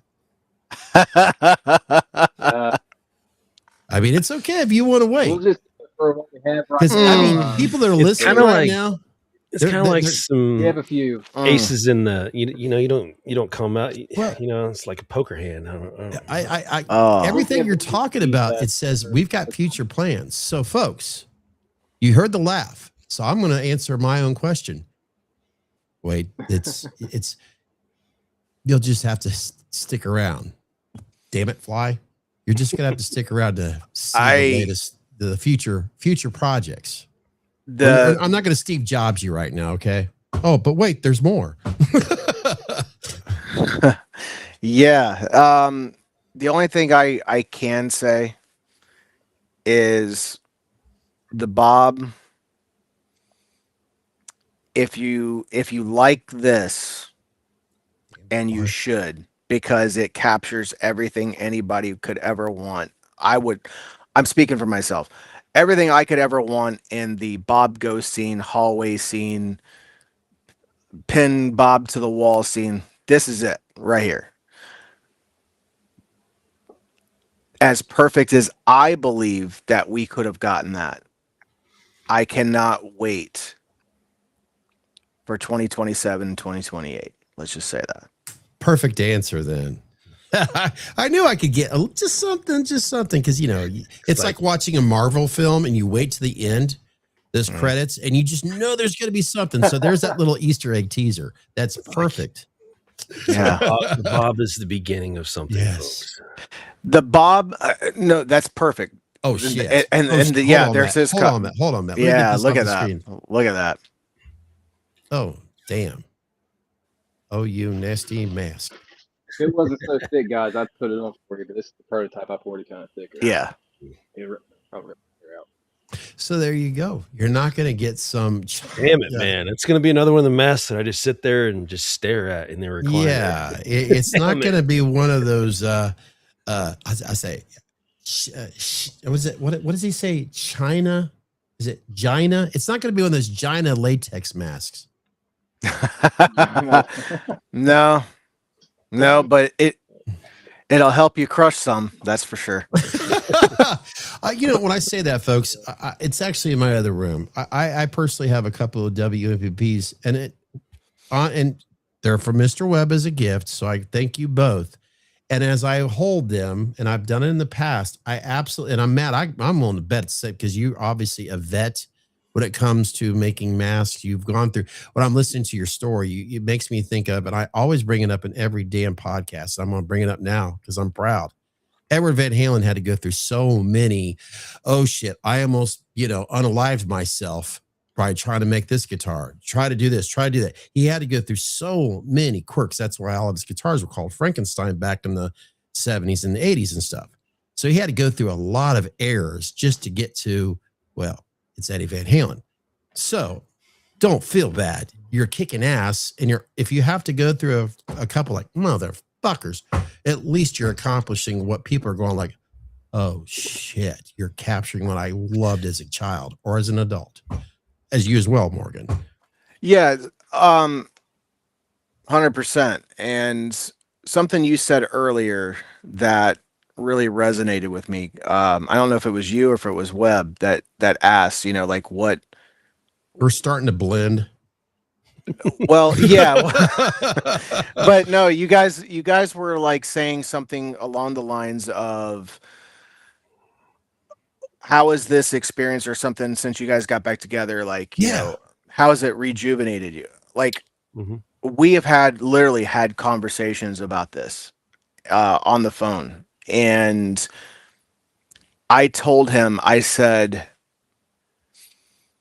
ever since I saw the sausage made way back when, and I had to go through all that. Like there was never an experience like that. It was guerrilla filmmaking, but with mass making. You know, like when you hear the stories of guerrilla filmmaking, hey, I don't have a permit, but I'm gonna stick the camera out the van and just get my shot and then jump back in so I don't have to pull a permit.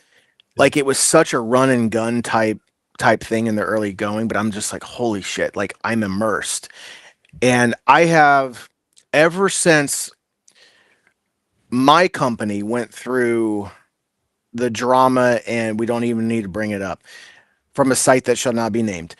Ever since I went through that, I lost that feeling, and I was constantly chasing that feeling again. Oh my God, I can relate to what you're saying. Yes. You guys are gonna not believe I remember the date that Matt and I talked on the phone. That 2-hour conversation, October 17th, 2025. Huh. Well, it was And meaningful, so I get it. It was 2 weeks before Halloween, and that's how much. And I'm like, holy shit, I'm feeling that feeling again, and it just happens to be Halloween season. You know, like that's special. And then it just kept growing from that point forward, and I'm like, I feel rejuvenated. I feel 17 years younger again, like I was just getting into this for the first time again. And it was amazing to me. Now, Matt, you have your own experience, so go ahead. Yeah, no, I mean, I couldn't have said it better than what you. It gave me the same feeling. Like I felt like I was that 14-year-old kid again, slapping house paint on a latex mask. House paint, yeah. So, oh God, it was. I'm not even gonna say it was a rare mask, but we'll leave it at that. But yeah, no, it's been such a rush, and it's just I haven't felt like this, and like I said, since I was a kid, or I mean, at least since I started HHP and really started getting into this stuff. I mean, it's just been a whole new rejuvenation. You know what?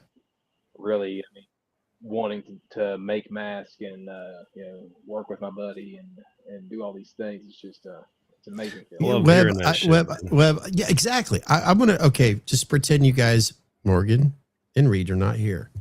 Webb, we just talked to some amazing guests here. What we just heard when they were talking about how excited they feel like kids again. Yeah.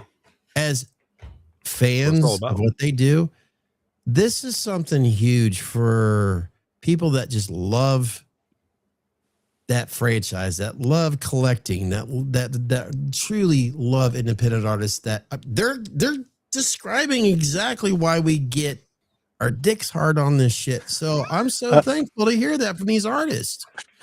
Artists like these are always looking for like ways to give back. I mean, Chris did it, with there's so many times over the years where he just offered the Econo line.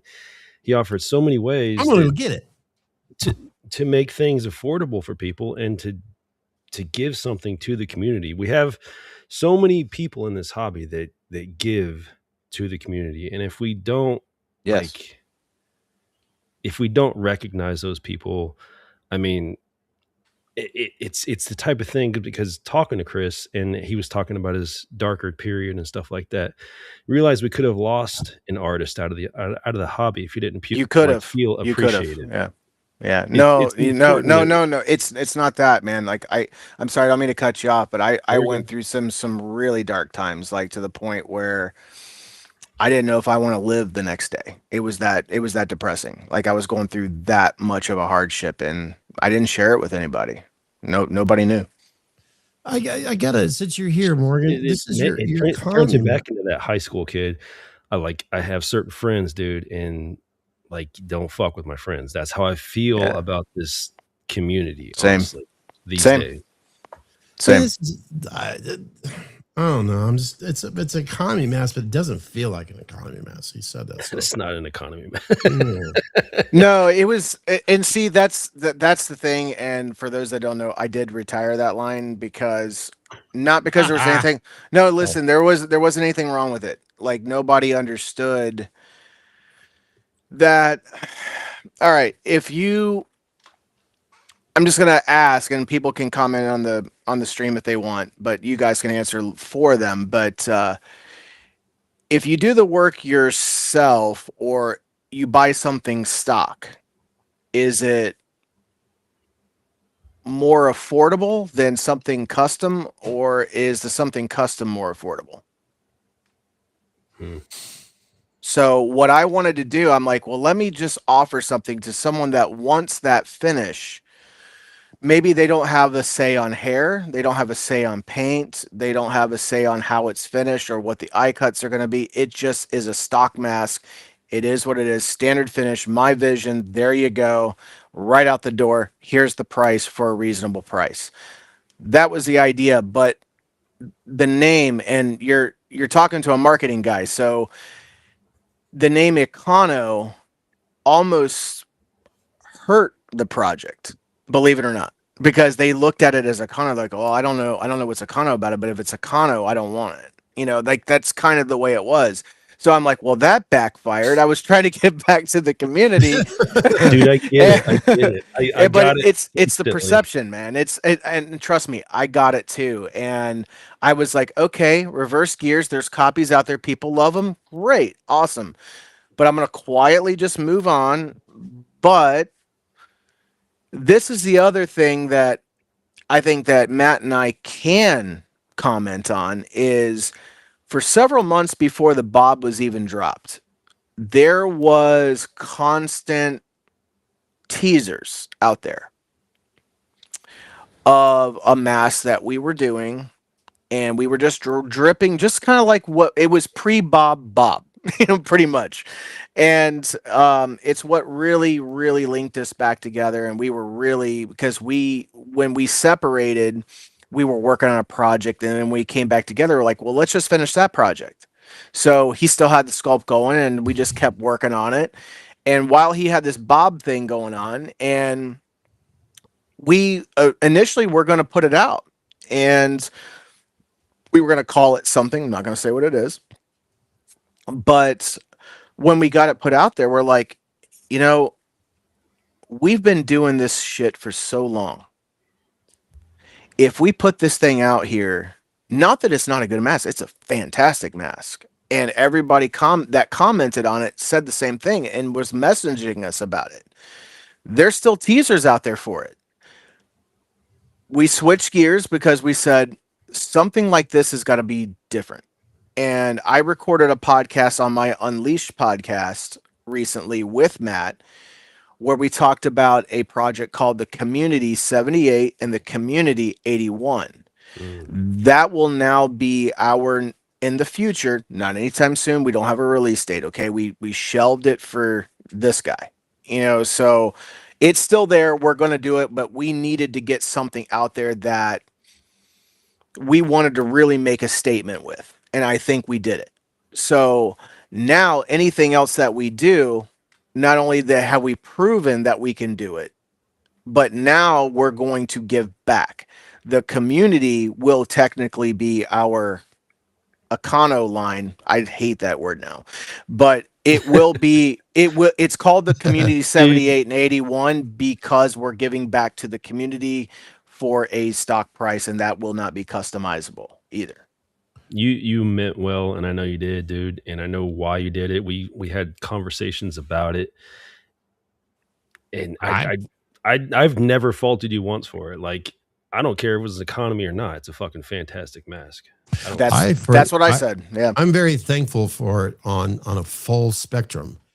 It's you made it, Morgan, of course, and it was a gift from Webb, and I was really, I mean, it's just, I wasn't expecting anything like that. I mean, it was like, damn, you know, it's so cool. And speaking of gifts, Christmas, and like Chris, I mean, that's the type of dude he is. I mean, I can probably, I don't want to speak for Matt, but I'm sure Matt's the exact same. No, way. He is. I have one of Matt's masks. I have the H2, the MB2. Have that whole line, but dude, I mean, it's fucking, he's the entire process. He's like asking me, like, you think Scott would like this? Scott would like that. You know, he cares about the entire process. Like he wants to know what you like. And I'm like, I'll be honest, man, this is a gift. I'm just gonna do what you do. Exactly. I don't know. Yeah. By the way, folks, if you're watching right now, a little DIY. I know so many of us put our TVs up on the wall this day and age, right? Because that's what we do. And if you got the stand, guess what? They make excellent mask stands. They really do. Yeah. Yeah. That looks like the 99M.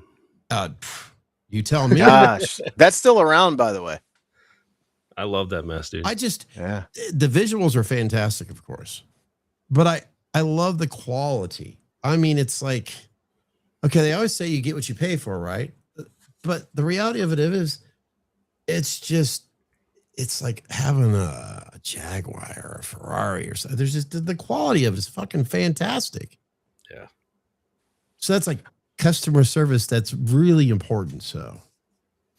Well, the cool thing is too is Matt and I, we use the same latex. Good. There's no fillers. It is a custom formula that is blended especially to not. I'm not going to say this is something that's going to last forever. Latex is a natural material. It is what it is. But I love how solid that is at the top too. That means a lot. I'm sorry. Nothing. Oh, go ahead. Sorry. No, I want you it's like I wish I could say something as you're telling, because it's like the perfect synchronicity. But it's just there's something about, yes, you look at what you see, you enjoy it, you love it, because let's face it, there's people that cosplay it. I think it's like you're thinking from both spectrums as a collector and a cosplayer, because it's like it's almost like you guys are making sure that there's some durability right there. You're not getting some piece of shit knock off, if you know what I mean. Oh, well, Chris goes out. I mean, listen. Spooky Empire and that. I mean, he definitely understands that, the wearability factor. He definitely understands that. Sure. And Matt stands by like all of his molds. And this is another thing that we have in common is like, hey, if you're not happy with something, don't hold on to something you're not happy with. Reach out to us and just say, hey, maybe it looked a little different. Maybe it fit a little different. We don't know, because we're not in anyone else's heads but our own. So our job, fortunate or unfortunate, our job is to pick apart what your vision is inside your head. That's hard. So what we're wanting to do, we're always wanting to please you. And I know, and when I say this, I'm not making fun of anyone. I'm not, because I was this person and I still am in a lot of ways. It's just like I've become desensitized to the white mask per se, but I collect other things, and I also understand like what it is to be an artist. So our goal is never to rush a mask or not to feel good about it. But could you get it and perceive it differently than what you thought you were getting? Sure. Does that happen often? Absolutely not. But we live in an imperfect world, so to expect perfection all the time from buyer or seller it brings us back to that conversation where we started in the very beginning about communication. If you communicate with me and tell me like, hey, I don't want to upset you, and I know that this is hard for some people, but to reach out and say, hey, I don't want to upset you, but the fit's not quite right, or I wish I had a little bit more weathering. There's going to be two things when you reach out to me and I get that message. I'm going to ask immediately, did my photographs not display this accurately? And I truly want to know, not because I'm judging you. I want to know from me, because if there's a problem with the photography, I need to know, because I want it to represent my work. So, and I know Matt's the exact same way.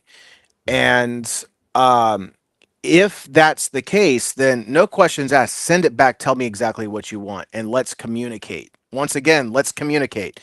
So, but you got to have that conversation. I have since I started 17 years ago. I have had this policy. For whatever reason, if you're not happy with it, if you don't like something on it, doesn't fit right, don't like something or other, it doesn't matter. No questions asked.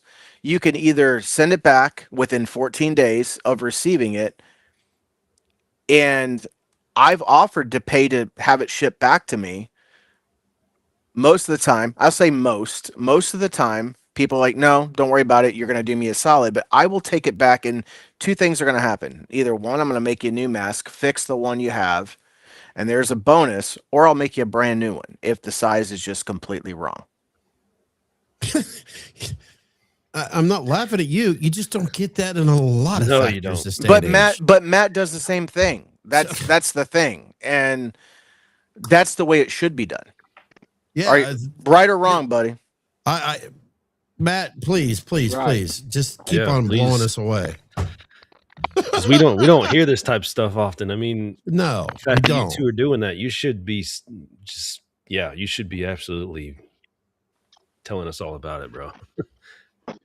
I think we both try to take care of our customers. I mean, of course, you can't make everybody happy, but I definitely try my best to make all my customers happy. And if I think most of them know that if you have any issue with anything, just all I ask is that you reach out. I mean, I'll try to either like Chris said, he either tries to fix the mask that I sent out, or I'll just make you a new one. Or I mean, if you're just that unhappy, I'll do refunds too. But I say most of the time that everybody's happy, and I've never really had to. I think that maybe once or twice I've had like to change something on a mask or something along those lines, but it's never, and it's usually nothing wrong. It's like, hey, will you make the nose a little bit darker? Will you make the lips a little bit darker? It's like little easy fixes. Yeah. I don't know about you, Matt, but because you and I have never talked about this, but I've even had customers that's reached out to me, like, as you know, like sometimes the black can come out of the hair. Okay. I've had customers reach out to me and they're like, hey, I really don't want to touch it. I don't want to mess with it. I don't want to mess it up. Hey, I get it. And I just say, well, do you mind dropping it back in the mail to me? I'll respray it for you and I'll just ship it right back out to you. It's not a big deal. It's you got one of my masks and that's representing my work. I want to make sure it looks good, and I don't know if you've ever done that. We've never talked about this. So I don't think I've had one come back for a respray. I mean, it's definitely something that I would totally do. Absolutely. For sure. It's no but I can't. I mean, that doesn't mean it hasn't happened, but I can't recall off the top of my head if I've ever had one come back to respray. Like I said, like the time or two I've had something come back, it's just been just one, like a couple of the key areas a little bit darker, one more of a forced weathering look instead of a natural. Hey, Matt, can you see that comment, or Chris? I'm not sure. I know Matt, you could earlier, so I'd like either one of you, if you can, to read it out loud. I don't see a comment. Sorry. You don't? Okay, well, I'll read it. It's because Chris and Matt put their heart and soul into their art, and they've always been that way. Thank you. Thank you. I just want to say too, I'm really sorry, but I'm going to embarrass her. Hannah and I were best friends for a long time, and we're cool now. And there was a time where we weren't, but we're cool now. But the group, the Myers community, she's the one that started it. And oh, really? Yes, she's the one that started it. I want to give her all the credit. And when she took a step back from Facebook for a little while, I said, hey, look, don't delete the group. I'll take it. And when you come back to Facebook, it's yours, type thing. And then we just didn't talk for several years for various reasons. And then we recently, we talked, we became cool again. And the first thing I did was make her a moderator on the Myers community. That was her group. She needs to be part of that. And there wouldn't be a Myers community, and there wouldn't have been a place for me to go for a few years without that. So I am totally in debt to that. So thank you. Hey, Morgan, real quick, I want to give a shout out to one of our loyal viewers here real quick, because he's always here supporting what Webb and I do. So MH Reels, Misha, thank you for joining us tonight. Because even he says communication is key, especially for your clientele work involving the arts. So Misha, thank you for joining us tonight. I'm glad you were able to join us tonight, because as you could see, this is awesome. What was the name of that person? I'm sorry. Well, he has, as it posted here, as MH Reels. Misha is his name. Okay, Misha. Misha. Okay, Misha, I just want to say absolutely, I agree with you 100%. I'm like a broken record. 99.9% of every problem or a resolution to a problem lies in communication. So that's something like, look, I know there's going to be a lot of people that watch this that know like the old Halloween Unleashed Chris, that had that fire in him that called people out, busted people out, but also that Chris was a miserable version of himself. This is me. This is who I was raised to be. I always had the best intentions. I've always been cool with the people that I was cool with, but maybe I was not perfect. But I will say in true transparency that I never intended to piss anybody off, but I just sometimes I didn't have a filter, and now I'm at a point where I'm like, look, I'll communicate with you instead of sending you a text that could be read wrong.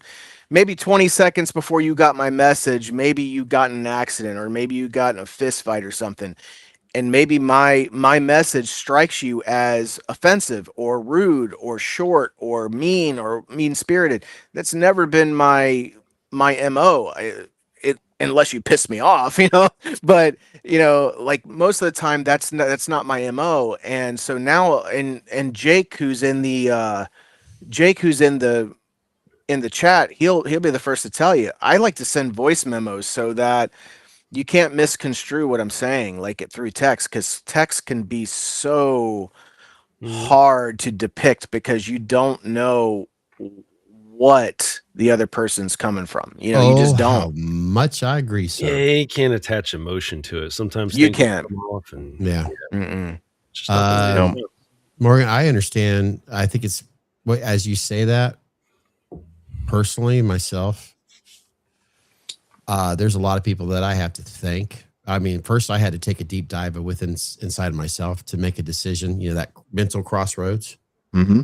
And there are people that are in my life that I can't thank enough. In fact, there's not a day that doesn't go by that I can't be thankful for who they help me become a better person every day. And that's Mr. Webb right here. I was about to say, you got a partner sitting right next to you that is the same thing. Like he is your Matt or Chris, just like Matt is my Matt. So, I didn't it's put that like, together until recently, but the correlation is kind of there, man. I mean, you two seem like you really, it's damn. Yeah. Yeah. If anybody fucks with Webb, I'm going to be fucking pissed off as hell because same. I get it. So I'd jump on a landmine for that guy, so he helps me think about things. He helps me get my shit together.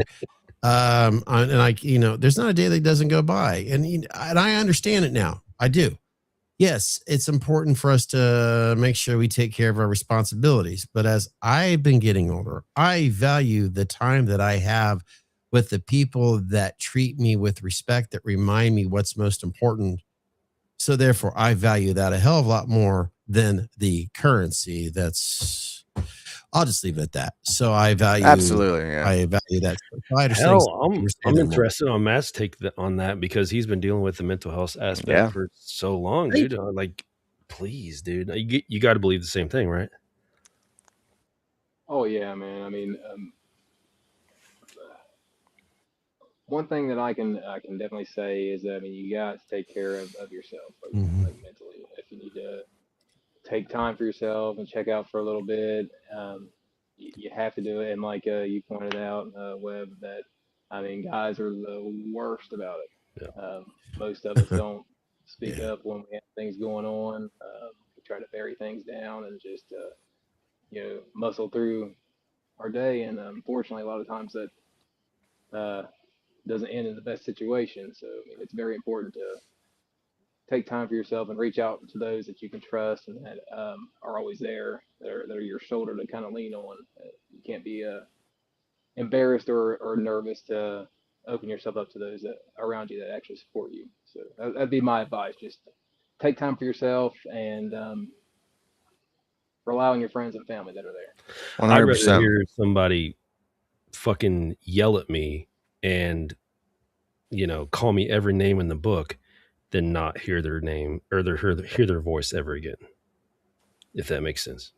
100%, man. 100%. Life Like is you short. just go ahead Life's and short. you get it off your chest, bro. You tell me whatever you need to, and we'll talk it out. Like, don't bury that shit.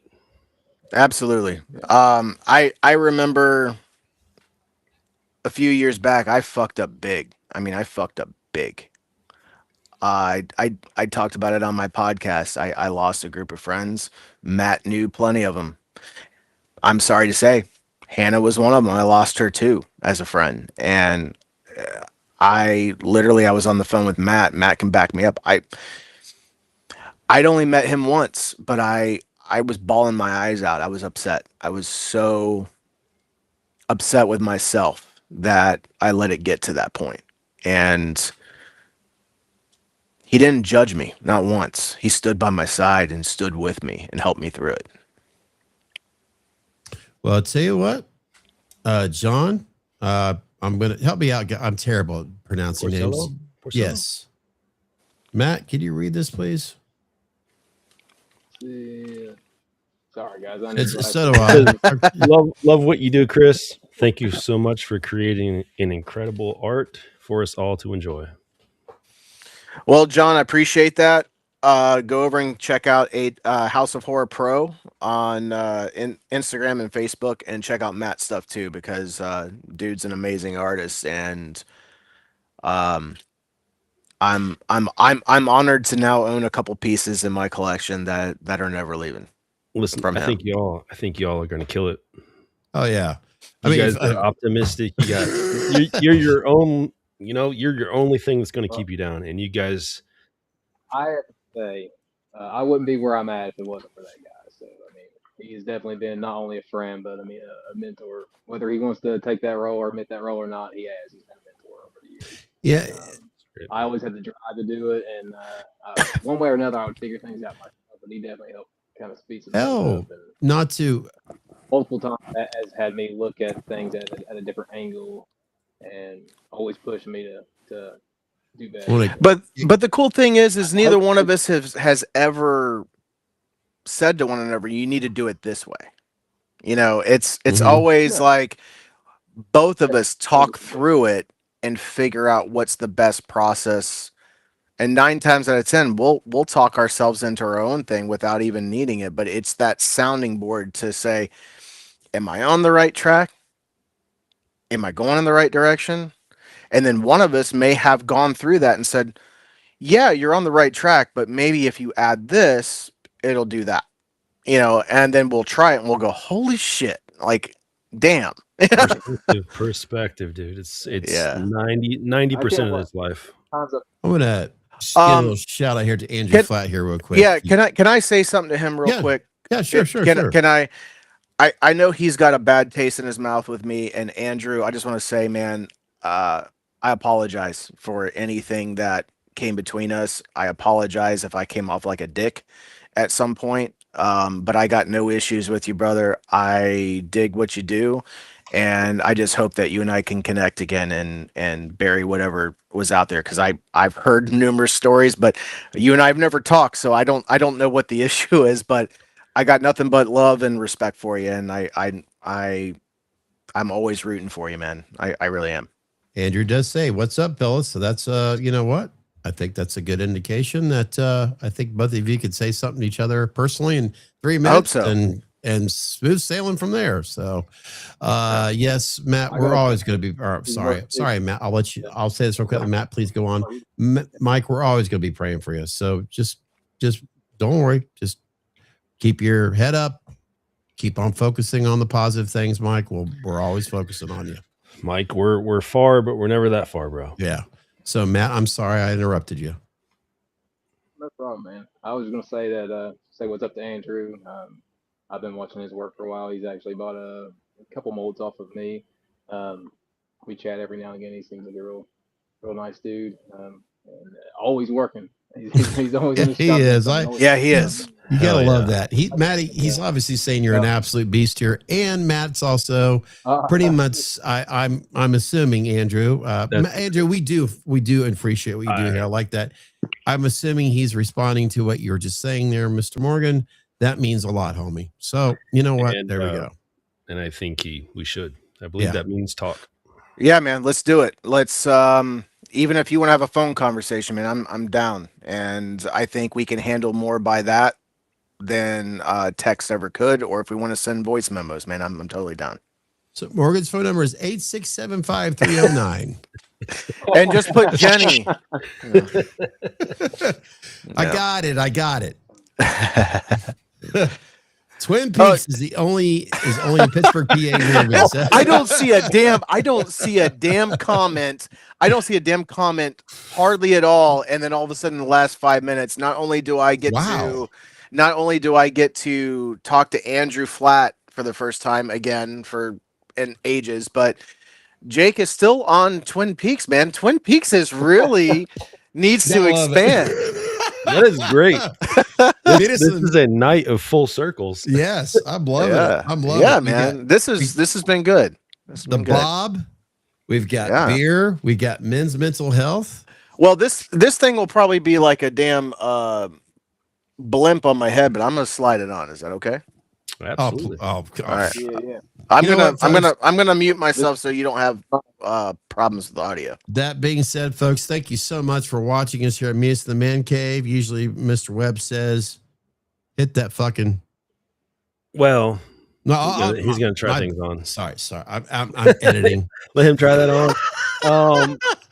Okay. Folks, to fill the air here, since Chris doesn't have his headset on, but this is kind of the prequel to the main show. Let us go ahead and hype up the 29th, because the 29th is where you want to be here. Oh yeah. Okay. I'll get that hyped up. It's quite obvious. We gotta. That could fit my head. That's got to stretch for sure. See, oh my God, that's got a certain H1 vibe to it. That is just. Oh my God, he's on full screen. There we go. There's. You know what? Damn, look at the profile on that. Wow. Okay. That's fucking cool. Now you've made all of us. Son of a. Matt, come on. Matt, show that one again. Jeez. Matt doesn't want to fuck up his hair. I get it, because Matt's got hair. Matt's got hair. Oh yeah, show that again, please. The inside there.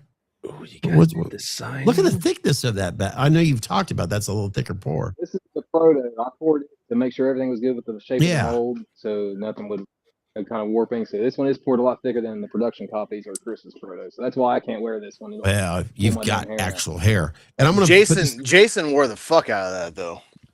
So. He did. I can't wait to show you guys. Once again, real quick, folks. I know some people are confused about live streams, right? But the really important, this is important now, but 2 weeks from tomorrow, which is going to be really good for all of us, especially I'm going to speak for Webb right now. We'll get some extra sleep.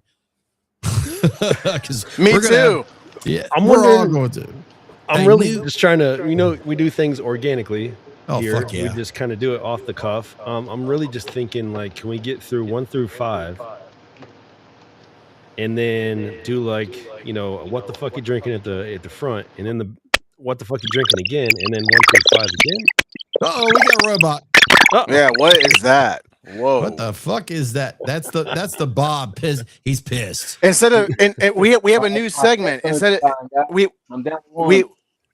we have a new segment. Instead of what the fuck are you drinking, it's what the fuck am I hearing? It's so universal. So seriously, folks, the Bob, if you want to have any more information about the Bob on how you could possibly get more involved in supporting the artist here, listen to what we're saying here. If you want to support the artist on what they're creating, you have to contact Matt Reed, Chris Morgan. We're going to have all that information. I've given you so much hints right now. It's not even crazy. I'm sorry, not I, trust me. That's just contact them. They'll Everybody give you loves the information. Everybody loves it, guys. This is sorry, Matt, you freaking killed it, bro. We had the big screen there, so on your the Bob. No. Son, is that now, Matt? You said that's the proto. That's the thick. That's a thick proto, yeah. If someone requested, hey, can I get a thick one like what Matt's showing right there? Is that possible? Well, they had the 10 done. Possibly, maybe we'd have to talk. This one's like, I mean, this is it's pretty tight. Like, I don't know if they want it for wear. If you want it for like display, probably, but I don't know if I would necessarily recommend one this thick for wearing. For my taste, I like something a little more like we poured with the production coffee, something a little more movable and something that's a little more freeing than this. Where this kind of neck's gonna be a little bit stiffer. So this is great for display. If a customer's wanting one for wearing, I wouldn't recommend this thickness. But unless you have a small head. Right. Yeah, unless you have a small head. Now this would be perfect. This fits my wife perfectly. Oh, it does, and she rocks the hell out of it. Yeah, that's it. That's it. I gotta have that for Natalie. Let me have that. And keep this when you're listening. And you're Natalie, can you do the castle stretch while I'm on top of you?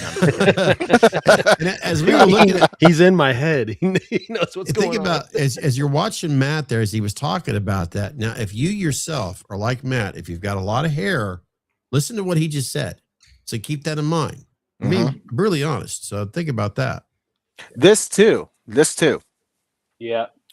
If you got a beard this long, it's going to affect the size. It really is. So you might as well get that bad boy there, the 25.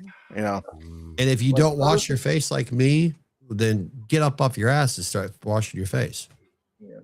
Personally, I have a 23.5 inch head, and I normally like to wear a 24 to 24.5 with my hair and my beard. A 24.5, I find. Gives me plenty of breathing room. Don't pull my hair. Don't pull my beard. I'm good. Now, if I was like buzz cut, beard a little bit shorter on my chin, 23.5 fit me fine. I've got it. I don't mean to interrupt. Hayden, we appreciate you sticking around, watching us here, listening to exactly what Matt Reed, what Chris Morgan is talking about. I understand what you're asking.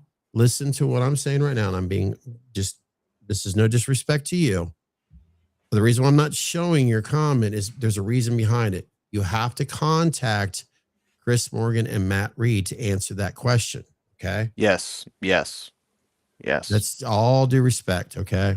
There's a reason for it. Okay. So just reach out to us and we can answer after this. But we are still open. Like, I don't want people to think that, well, then what's the point of the stream? There's certain criteria that as a person that puts out content has to abide by. Okay. I hope you read, but I hope you can read between the lines. Exactly. But so it's not that we're not down to answer questions. Like, anytime you guys want to pop in and ask a question, go right ahead. Like, well, if we can answer it, we will. If it goes away and you're wondering why, that's why. And then just reach out to us privately. I couldn't say it any better than what Chris Morgan said right there. For an example, here on YouTube, if you're watching on YouTube, sorry, Matt, we can't say all four. Technically, we can't say anything about, okay, I'll say, for an example, I'm a parent. I hope my day comes before my son. In other words, we can't say anything in a negative form. So the safest word that you can say is unalived. That's YouTube rules. So that's kind of what we're preaching at here. Yep. You can't mention anything about that. Yeah. Matt, you were saying something? I'm sorry. Oh, I said if we want to continue to do things like this, we need to play by the rules. Yeah, that's pretty much what it is. Unfortunately. I can't drive 55, so. That's true. Shit. I fucked it up. So. He's a little Sammy Hagar reference. Yes. Timing. Yes, you're right, Andrew. The timing was awesome. You know, I get what you're saying. I want to add a comment here. Like, I just continue to be amazed by this hobby because it's like once you've been around it, whether you're a collector, whether you're an artist, whether you're just an observer, everyone always says, "Well, I'm done with the hobby." and then you come back a couple years later. You know why you come back is because you didn't exhaust everything. There's always something new to learn. There's always something new to appreciate. And I'm not even talking about the math side of it. It's like maybe there's a piece of information that you thought you knew and you didn't. That's a new piece of information, about the series or about a person or about the history of the mask or whatever. It's like there's so many avenues out there that you can gravitate towards and learn something new. And part of the reason like why Matt and I still get energized about this, and like we've had phone conversations about this, is that it's like just when you think that you figured everything out, you realize you haven't figured shit out. And that starts the process all over again. And that becomes the fun thing. And so I've been as a full-time maker, yeah, off and on here and there. Okay. Like I get it. I've gone and done other things. I get it. But I always keep coming back. Why? Because I still feel like I got more to give. And I'm so passionate about it. And it's not just about Halloween. It's about Halloween is the the vehicle that we ride in, but it's the people you take the ride with inside that vehicle that drives that. And I have met some pretty amazing fucking people in this hobby, and I've met some real shitbags in this hobby, but the good far outweighs the bad. And whenever you can come together with somebody like a Matt, like a Chris, like a Scott, or whether you can heal old wounds like a Hannah and I, whether you can heal old wounds like Andrew and I, and or like, hey, like I just, again, it's random. I see a comment, Tyler Adams just comment, like Tyler and I didn't talk for years. And all of a sudden, Tyler Adams and I, all of a sudden, we're hanging out. It's like that shit happens. And then you start to really remember like why you got into this in the first place. And your love and your appreciation and your passion follows. But word of advice, and again, I'm trying not to sound too preachy, and I know I am. I'm just trying to give someone a peek behind the curtain that I'm not a dick that everybody says that I am. I got a heart. I'll give you the shirt off my back, if it means that you're gonna have a shirt. But sometimes you gotta hear from the people themselves and not just read and believe what you hear. But at the same time, it's like if you feel like, man, I really want to connect with this person, or I really want to get to know this person, and then you reach out and you reach out and you reach out, and maybe they don't respond the way you want them to. Maybe they're not the right people. Maybe they don't have the right personality. Maybe that's just not who they are in text. Maybe they're not texters. Yeah. Maybe if you met them at a convention, maybe it's a totally different scenario. Oh, wow. Bingo. I was just stomping my foot and waving my shirt in the air right there. you were going to church right there, man. I love everything. Actually, I mean, I've been enjoying this so much from both. Matt, I'm so thankful for meeting you. I hope that we could have more conversations, down the road or anything. Morgan, the energy, the excitement, the vibe. Yeah. I think everybody right now can sense it from you big time, and I applaud it. I'm glad to see it for you. People have bad experiences, but dude, don't let it define you. I guess that's the way to. I haven't. No, and that's not you personally, just everybody in the community, I guess. Yeah, that's what I'm saying, man. Have conversations. Chris Webb shared it earlier. Someone left a comment something here about the positive. It's somewhere, but it besides exactly what you said. Take your pick. I mean, good Lord. Well, I sometimes like my ADD really kicks in. I'm ADD, and but I squirrel a lot. Put it that way. And you sound like Natalie. Earlier we were starting to touch on something, and then I squirreled and we got distracted. But one of the things a point I really wanted to make is we talked about that feeling coming back to when we were younger or when we got into this, what made us get into this, blah, blah, blah, blah, blah. I want to say that I feel so good right now that it shows. Not only have I buried the ghosts from the bullshit and like I'm like a modern phoenix rising from the ashes, I feel reborn again. Not only do I have the people that I love back in my corner that I wanted to make peace with, I got that. But I want to give an exclusive right here. Matt doesn't even know I'm going to say this. This is just how I'm feeling right now. This is from right here. If anyone out there is listening to this that I have wronged, or you feel that I've wronged you, or you have an opinion about me, please reach out. I'll be glad to talk to you.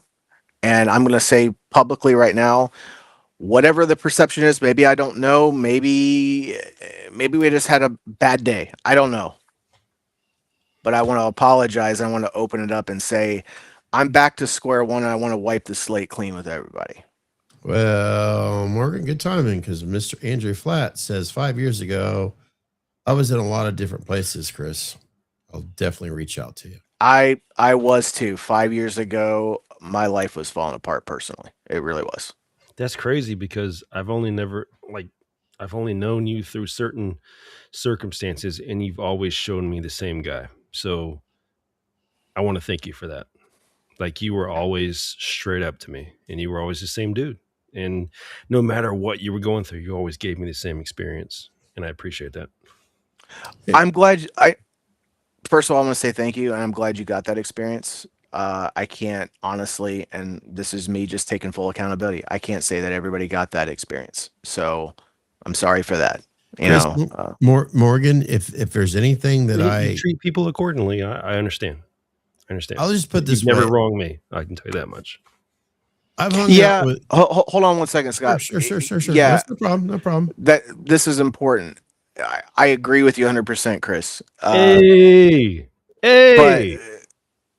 But, Bitterman. Hey, buddy, I love you, dude. That's my dude right there. Go.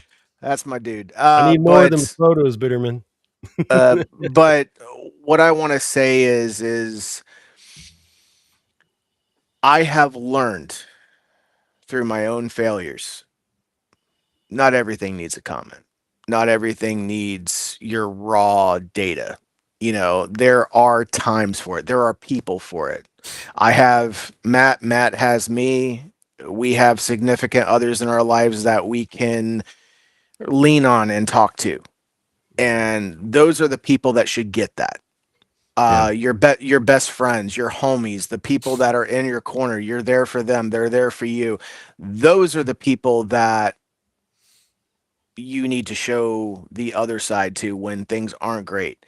You need to be able to have real conversations, but you need to be able to have those conversations with the people that matter. The general public, they shouldn't see that side. You know, they haven't, and I don't mean this disrespectfully. So if this comes across that way, I don't mean it that way. That is not, the side that they should see, because they haven't earned the seat at the table because they don't know you that personally yet. It is okay. It is okay to keep something here, you know, and not let that out. My problem in the past is I was bitter. I was angry, professionally and personally. And a lot of times my podcast or a group or in my mind, a stupid comment was my way to let that out. And that was wrong. And but I got so much respect for this dude, and I just, you know, like I appreciate him bringing me back to who I am, and it was because of that. I relate to that so much. Okay, man. For example, with Christopher Webb, he has to see me more, and I try to keep what goes on 9 to 5. I don't want those people there. It's not that I'm not ashamed. I want to keep my personal life I want to keep it separate. No. I just can't do it, man. I just can't do. I'm. If you meet me on the street, I'm that same dude. I just can't do it, man. In other words, it's because I don't have the respect for them as I have for you. So that's why. I just can't do it, man. I mean, That's because I have to. Here's the thing: I have to be a supervisor, and I don't like to do that with him.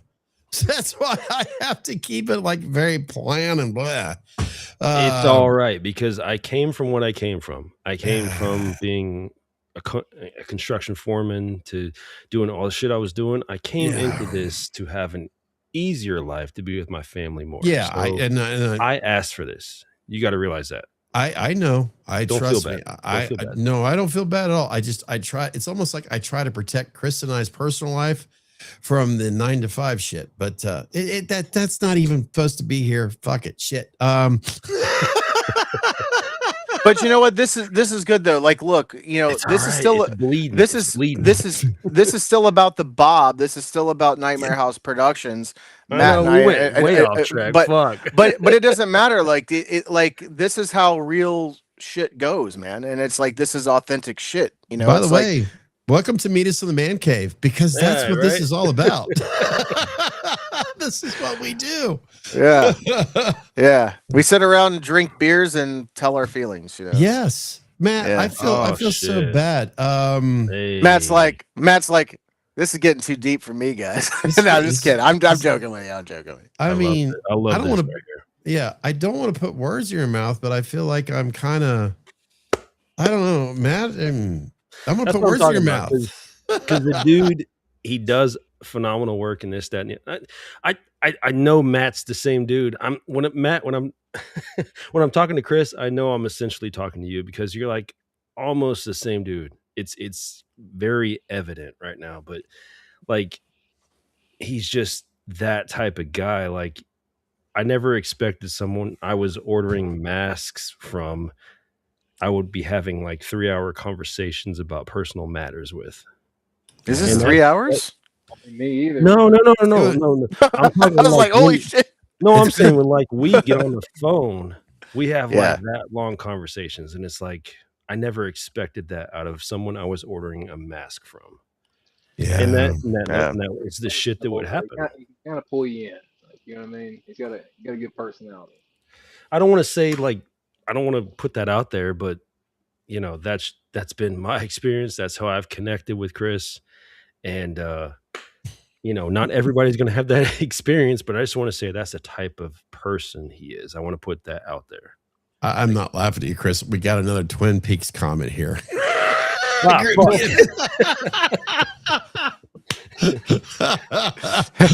You know, why do I feel a Rodney Carrington titties and beer song coming on? You know? Titties and beer. No. But, you know, I'm going to put this on the screen again one more time, folks. Once again, August 29th, 2 weeks from tomorrow, Saturday, the event. Yes, but seriously, that's the only questions that we have? We don't have any more? Like, yeah, come on. We've talked a lot about beer. We appreciate it, but come on, guys.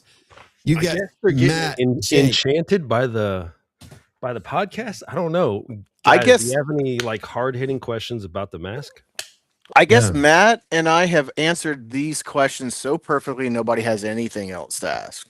Maybe. All I got to ask is everyone that's here right now, are you going to be here on the 29th? This is a set. Look, I get it. I know. You're like, oh, shit. You guys started this on preseason football night. It's preseason. Fuck that shit. Yeah. 2 weeks from tomorrow. Come on, it's Saturday. What's going on then? Like, I don't know. Soccer or something, you're not going to miss shit. So make sure you join us here where, in other words, I know your dick's been getting hard on the Bob.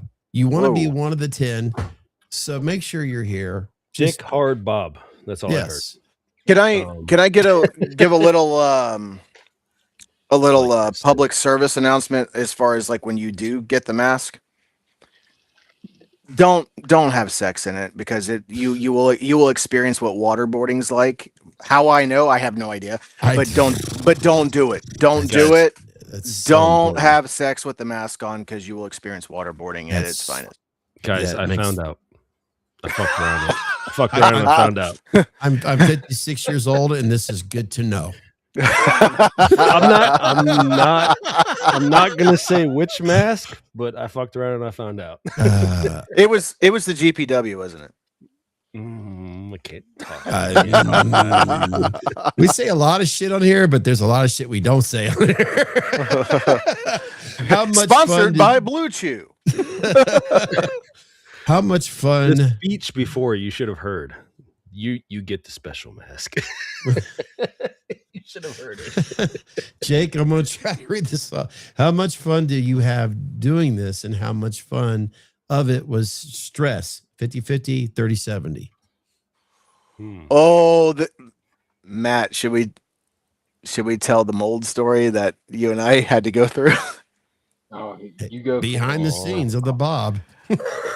Oh boy. All right. I will tell it, but I will just say. Sorry, I got to share this real quick. These good please. Butch Ryder said, "My dick is harder than ever." What's coming up in the future? Any sequel mask? We already gave the Easter egg away, so just dun dun dun dun. All right, go ahead, Mark. I'm glad that your dick is in for the hot tag. I really am. But That's Chris, right? Yeah, that's Ryder. Yeah. So Matt, I'll leave this on the screen, so we'll answer that question again. Go ahead, Morgan. Go ahead. No, I'm gonna let Matt answer that one. What lineage is the Bob from? Bob comes from. He didn't get it. He wasn't here earlier. So yes, he wasn't. Okay. Yeah, Can't get harder than you're as hard as you're gonna get, bro. Sorry, Matt. Matt's gonna answer your question, Andrew. I'm sorry. Oh boy.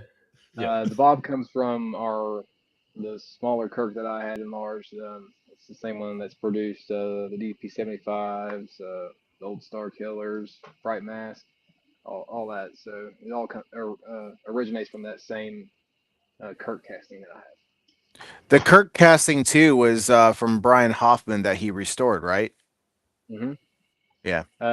There's kind of some interesting information we've been finding out about our Kirk, which we'll touch on that at a later date. But is that the Kirk you use for the MB? Yes. Line? Yes. Really? So look at your MB. Like Chris, you have an MB there. You have a set there. Yeah. And then compare that with what we've done with this guy. You know. Yeah, because the MB wasn't really changed too awful much from the casting. No, it wasn't. Little, not a lot. See, Jake, thanks for that's a good suggestion. Thank you, by the way. Just check it out on YouTube. Rewind it back to me. Some yes or yeah. So thank you, Andrew. You can always just go back and check that out there. So. Okay, that's very interesting. Yeah. There's a link if anybody wants it. Reach out to me. There's a link on YouTube of what this actually comes from. After, gosh, I just had him. Brian Hoffman. Yes. Gosh, man, I'm getting old. After Brian Hoffman had finished restoring it, there's a video of it in condition. Wow. After he did it, and trust me, for years, that was the cat's meow. Like people are like, if I could just get a copy of that thing, oh my God, that thing's amazing. Matt and I stared at that thing for years, and we were actually going back and forth on a lot of things. And we're like, hey, I understand like the enlargement process we had to do for the MB was pretty intense. What if, and I'm just going to throw this out there now, what if Matt, with the experience he has right now with the digital sculpting, what if we restored that Kirk one day? One day. I didn't know what you want me to reveal right now. I can barely hear you. I only got one input, the other one died. Then you threw that screen up real big. I was like, oh shit, what do you want me to talk about right now? I'm over just sticking my head and agreeing one of them things. You know what I'm saying? Yeah. Steve Grant says we need a Bob representing up here in Canada. Yes, you do. Yeah. 8/29 will be the date that all that information will be revealed. See, Scott, I'm trying to be kind here. Trying to speak between the lines because we do have some Mounties in Canada. Hey. And a Mountie always gets his man. Yeah. Hey, they'll just be kind about it no matter what. So yeah. All right, folks. The reality of it is Matt Reed, Chris Morgan, they have, we've taken up a lot of their time. So no, we're having fun, man. This is great. We have a blast. You would think we're holding guns to their heads on the side of the screen. You mean GUNs? Oh, wait, that's the same thing. Scott, I have no filter, man. I'm trying. Isn't it ridiculous? You can spell it out, but you can't say it. It's absolutely ridiculous. It is. Yeah, I know. I love sharing the, all right. That would be absolutely a break in the game. You guys would become, oh yes. I'll tell you what. Wait, whoa. You're trying to say after 17 years, I'm not the Hefner already? I mean, come on. He's practically wearing the robe. Exactly. Jesus. We already talked about Twin Peaks enough. I mean, come on. I know. And I already gave my dick the hot tag with the blue chew. I mean, come on. Hey, that's saying a lot right there. There you go. Andrew's tuned in pretty consistently, man. We've always appreciated that, but dude, thank you. And to give credit's to Andrew, you kick ass what you do all the time. I love the transparency. I love the fact that I look at your location. I'm thinking, damn, that's one hell of a location you got going on there. And I love the fact that you're an artist that just loves doing what you're doing. And that's just kudos, big time right there. And you inspire. Morgan, Matt, you guys inspire. It's just a beautiful community that just helps inspire one another. And you just, yes, it's fantastic. I have an idea. Ooh, this is good. Doesn't have to be anything mask related, but I would enjoy doing this with you guys a little bit more often. I don't know about Matt. I'll speak for myself, but I mean, just getting together and just doing this shit, dude, like this is great, man. Like this is stuff I love. And it'd be cool if we just get on and just shoot the shit and, and just do this once in a while. It's great. We can get on and we can talk about my Bob when it's in the cases. What's that, Matt? I said, I'm down. I said, I don't have much of a podcast personality, but I'll come hang out. Dude, you are perfect. What are you talking about? There's this movie called Jerry Maguire, and there was this line where it says, "You had me at fill in the blank right now." You had me at Matt Reed. No, like it's funny, like and we've caught ourselves doing this because I have no problem speaking, but I will say something to Matt, and he goes, "Damn it, dude! Like I was seriously just thinking that." And it's like it's almost like he's my brain that he filters into me so I could speak it.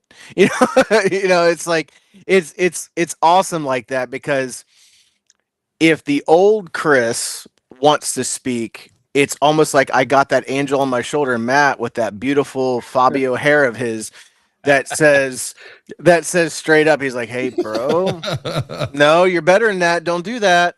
And then it's like, but he never says it, but it's almost like I hear Matt's calmness as everyone tonight has heard. This is why I partnered with the guy. The dude's just so chill. He's easygoing. And like I said, we focus on friendship first. The business will take care of itself. But if we do not take care of the friendship, the business will not work, no matter what. And tagging on to the end of that, this is going to be a quick. The 29th, I think, is going to be quick, guys. We need to come up with fillers because those masks are going to be fucking gone. I'm just here to tell you right now. Even if they're not, even if they're not, I'm going to have fun. Eagles. Yeah. Mine. Yeah. Yeah. But see, here's the thing, though. I just had this conversation with my son 2 nights ago, and he's at that age. He's about to be 13, and he's going through that age where he's like, he's still trying to figure out who he is, but he's starting to take on more real world problems because he's becoming more sophisticated. Matt, you met him, you know how he thinks. So he is very into, he's like, you know, what can I do to go back to that feeling that I had when I was really little and I didn't have all these problems. And I said, I don't want to say that you can't ever get that back. You know, I said, in the sense that you're referring to it as, I said, you know, the cinnamon rolls are out of the can. You can't put them back. I said, but what you can do is you can be grateful for where you're at, because chances are whatever problems that you're going through, somebody else has gone through it too, and you're not alone. And I said that the key to it is not to trap it in. And I said, you've got to learn that life is going to move very, very fast, and you've got to find those happy moments and hold on to those. And anything that is going to steal your peace or your time or anything like that, your time is worth everything. And you know why? Because that is the only thing in this world that you cannot replenish more of. You can't get time back. So pull the bullshit out, ignore it. It's not worth your time. Now, if they're attacking you and you got to defend yourself, do it. I said, but son, let these worries that you're stressing about go, because at the end of the day, I'm going to tell you, in 3 months, 6 months, 6 years, it ain't going to matter. And you've got to learn how to be happy, and you got to learn how to control your emotions so that your emotions don't control you. Otherwise, you're going to be in your 30s and 40s trying to figure it out, and that's going to be hard. You know, so figure it out. And I'm here along the journey with you. And, you know, just appreciate every little thing. Be grateful. Like, that was the thing. He's like, goes, so I should be grateful for paper towels. Like, if I got that as a gift, I said, yeah, absolutely. You should. I said, because somebody somewhere took the time out to think of you. Maybe, just maybe you're a child that is walking around a school, and a parent or a teacher or somebody sees you wearing the same outfit every single day, and you have nothing to wipe your hands on. So you wipe it on your clothes, and they know that you're wearing the same clothes because you have to wipe your hands on that. So they thought enough of you to get you a package of paper towels. So in that sense, absolutely, you should be grateful for that. You should be grateful for anything that anybody does for you, because in this world, there's not many people that think that far beyond themselves. And anytime you can find somebody that's going to do something like that for you, first of all, do it with a kind attitude. Thank them, appreciate them, and understand that they gave up whatever amount it was, but they gave up that time, that energy, that mindset, that dollar that they could have spent on someone else, and they spent it on you because it's something that they thought you needed. So be grateful. And that's what I've learned in 2026, is learning to be grateful for everything. I put the screen on Mr. Bodie here, Mr. Christopher Webb, because I know he's a father of 2 girls that wants to say something right now. I mean, it's factual. I don't know. I've talked to Chris many times. I know he's trying to raise young entrepreneurs, and he's trying to do the right thing. And I'm in a boat where, you know, I have 2 young girls. I've tried to make the best impact I could, but I mean, that's really what we can do. Like, teach them how to be self-sufficient. The quote that always stuck to me is, like, as a father, we want to raise especially our daughters, to survive without us. And that always hit me really hard, dude. It was like, fuck. It's like, I don't want them to be independent on any man, or dependent on any man, but I want them to be, you know, capable of showing love. And it's like that high wire act, like where you're just walking a fine line. And it's so hard to raise, man. But yeah, I mean, oh God. I want to say something right now. He's doing an amazing job as a father, as a parent, as a co-parent with Natalie. Those girls are amazing. and they do. I've gotten lucky. They've done you well. Okay, then go with that, sir. I truly Matthew wouldn't have what he has if it wasn't for you and Natalie. You two, I know, but I've gotten lucky.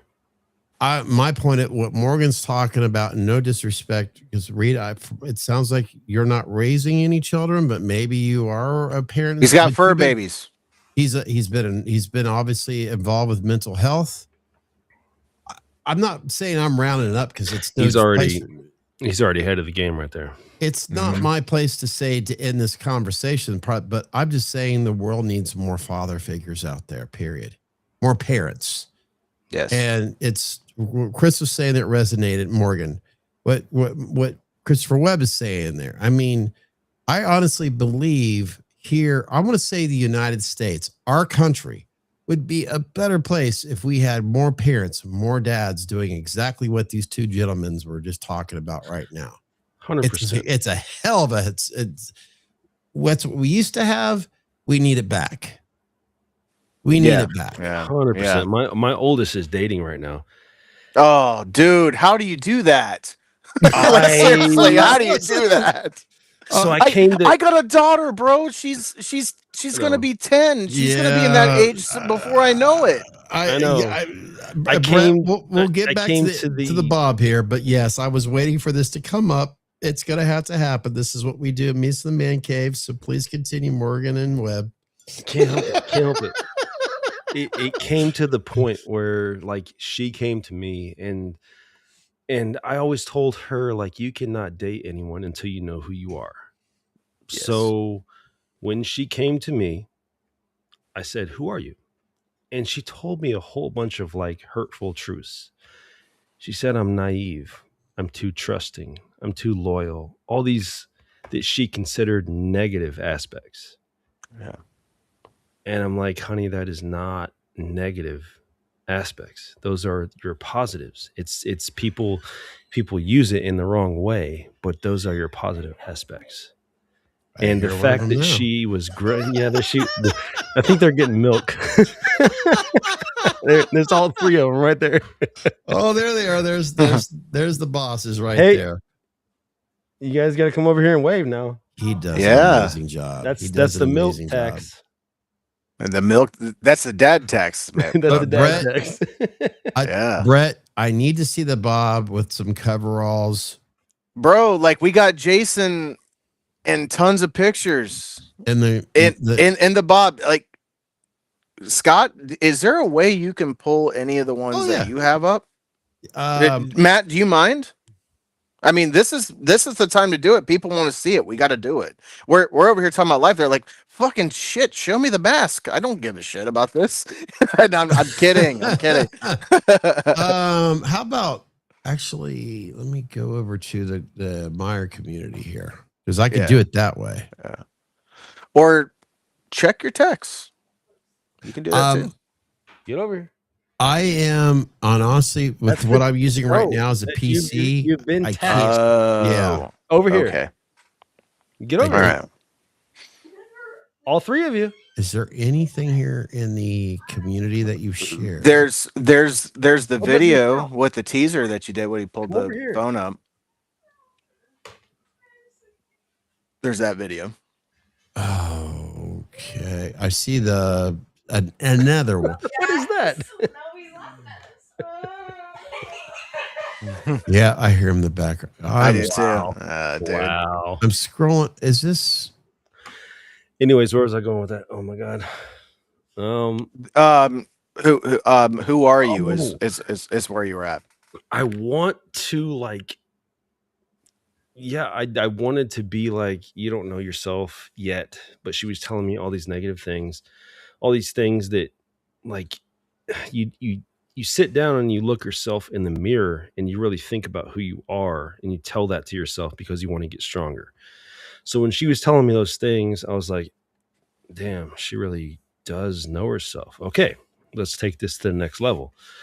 And then it came to a certain point where he was over here because I'm okay with them having boyfriends over. Not boyfriends. That was so funny, Tara. I'll never forget that one day. We were all like, Chris, Do you see Guy this? friends. Yeah. Friends that are boys. I don't want to be Yeah. that dad. I just want to, there's no gender that you can just exclude from being friends.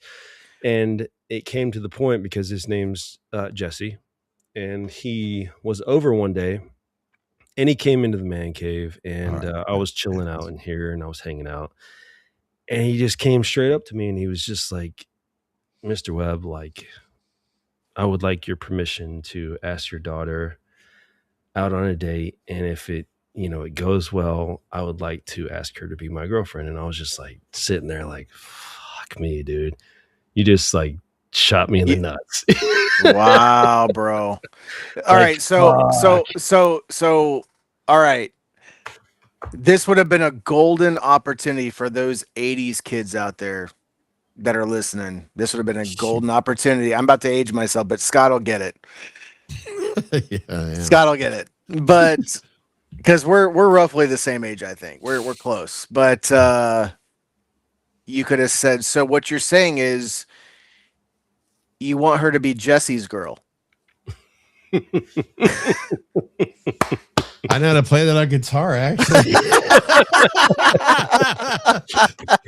Fuck, I really did miss that opportunity. You did, brother. You did. I like you're telling that story and you're saying his name's Jesse and he's asking for her to be his girlfriend. I'm like, oh my God, it writes itself. But that went down, and she just keeps telling me more and more about him, and to the fact where I'm like telling her, I'm supposed to be your role model for men for the rest of your life. Like, yeah. You're supposed to pick someone like me, not fucking exactly me. Like this dude's the like morals, yes. Oh, he's the morals, the fucking the parents, his divorce situation, the father's a drinker, and like this, that, and the other. Like, dude, honey, you're picking exactly me. You better be ready for this because he is a damaged individual, and you better be ready to talk to him. Yeah. I'm really trying to. What's it? Oh, his phone, his earbuds died. His AirPods died. Oh shit. Oh shit. He just sent something too. Ah, crap. This is what we always do. We always do this shit, brother. I'm on the phone, so I can't see it. I sent a video to Scott. Yeah. Okay. Podcast page. Okay. I can't hear you, but hopefully you can hear me. Oh yeah, we can hear you. Yeah, you sent that and just came. It sucks. But, I love the PC, but I everything I have is a Mac and shit, and I'm trying to. Long story short, I mean, just to wrap that up. Oh, I can hear you now. He's phenomenal. He's a very good young man. He's a roofer. He roofs during the summer. He's a hard worker. That's good, man. He goes to school. He's just a good dude. I really like him a lot. And fuck me, dude. Yeah. I did not see that going that way. Damn it. Yeah. Hey, dude, I'm proud of you for that, man. That's tough, man. Like, I am not looking forward to that whatsoever. I tried to have the birds and the bees talk with my son, and shoot, it's hard. He was not ready for that. Let's just leave it at that. He was not ready for that. But all right. So does anybody out there have any more questions? Like, they're sitting there listening to this. They'll probably listen as long as we'll talk. But I do want to be respectful of Matt's time because I mean he's got a lovely wife. I had the opportunity to meet her a couple weeks ago, and she's amazing. I am so happy for him, and but I do want to be respectful of their time. So I do want to ask if anybody else has any more questions for him or I about the project or about future stuff, so that we can get out of here. I'll hang out as long as you guys will have me, but I got no time, but I want to be respectful of that. Sorry, we went off on a thing there, but no, it's all good, man. It's all good. Back to the Bob for sure. I'm gonna send Scott a picture too. Okay. I know he can't hear us. I can hear you now. I got it finagled around. I'm going to send you an email because unfortunately with my PC, I'm having a harder. I'm just sucks. So you want it sent to your email, basically? Yeah, because I'm Is it the thinking same one that you used yesterday? I got it right here.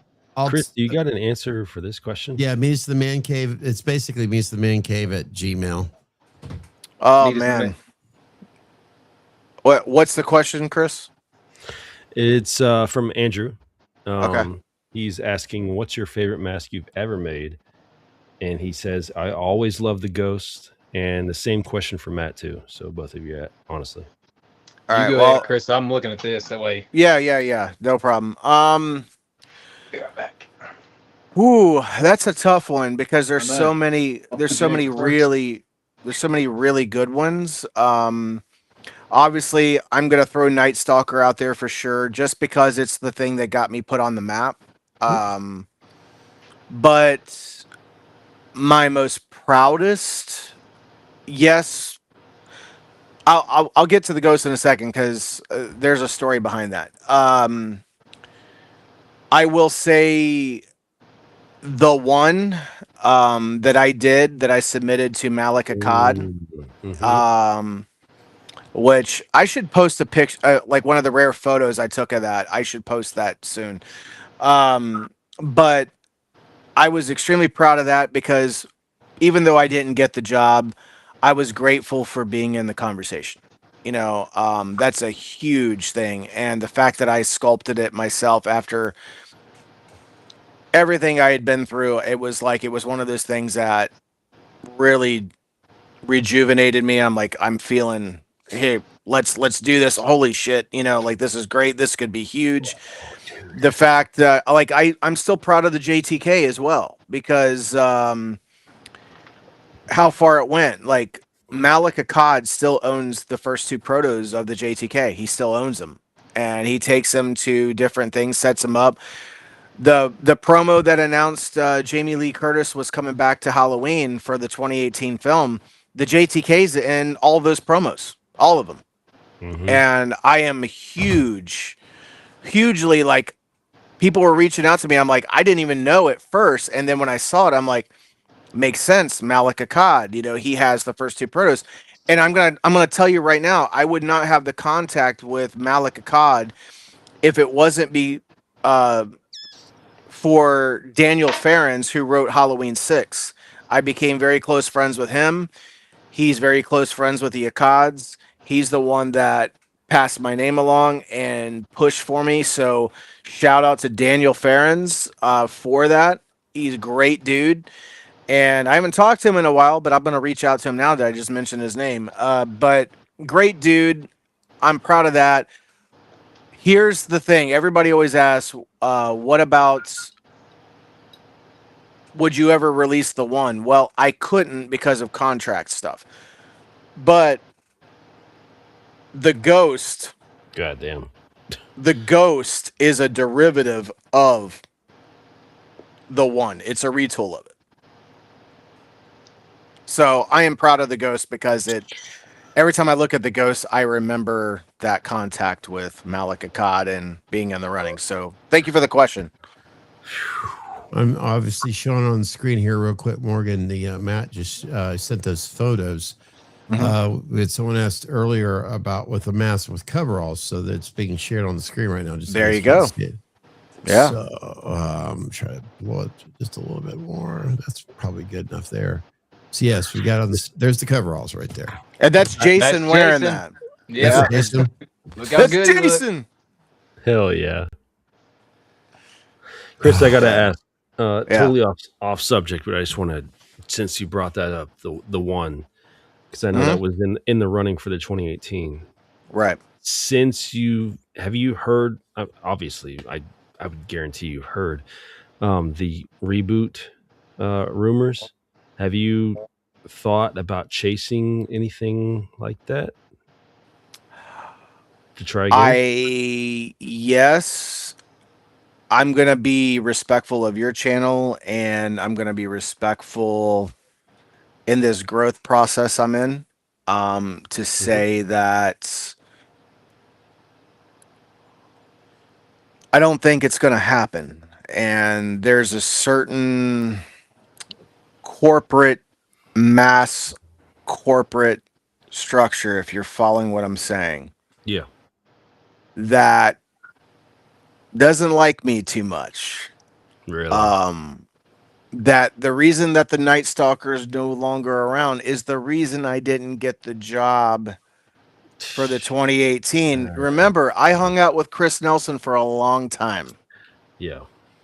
Chris Nelson told me the story, so I know it's true. This is not me making shit up. This is or thinking that that's what happened. Chris Nelson physically told me that that's the reason I didn't get the job and why he was called. Goddamn. Yeah. Jake, sorry. Jake, to clarify for everyone there, will be August 29th, I'm assuming. Will be there the first 10, and then eventually the future runs for everyone. In other words, just curious for the Bob. Yeah, so like the initial run will be just the run of 10 plus the protos. So it'll be a 12 total. And then after that run's gone, we'll open up for just regular orders. The normal production won't have the extras that the initial run of 10 will have.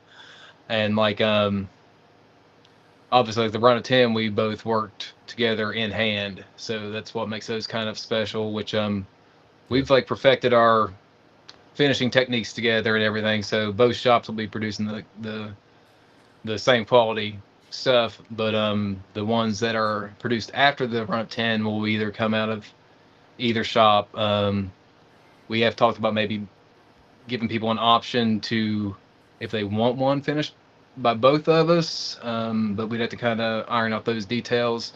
But as of right now, yeah, it's just going to be run of 10. Both of us worked on them. We'll have a couple extras in with that package, and then after that, it'll be open just for normal production, normal orders. Yes. Okay.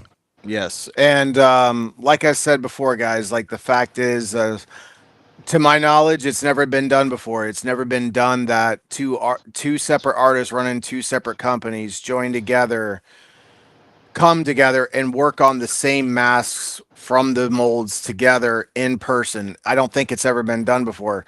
Correct me if I'm wrong. I could be wrong, but I've been in this, like I said, 27 years. I've never heard of it. And it's, even if it has, it is very rare that it happens. Yeah. I don't think anything quite to this scale. Like I'm sure there have been people that have worked together in a shop painted, but I mean, from us, I mean, we've been not necessarily the Bob, but I mean, we've been kind of like working at getting this kind of ironed out for the better part of a year. So I've heard of a company called Dom Post Studios. They had different artists that worked there, right? Mm-hmm. I believe so. Yes. Okay. Little small family owned and operated company, right? Okay. Yeah.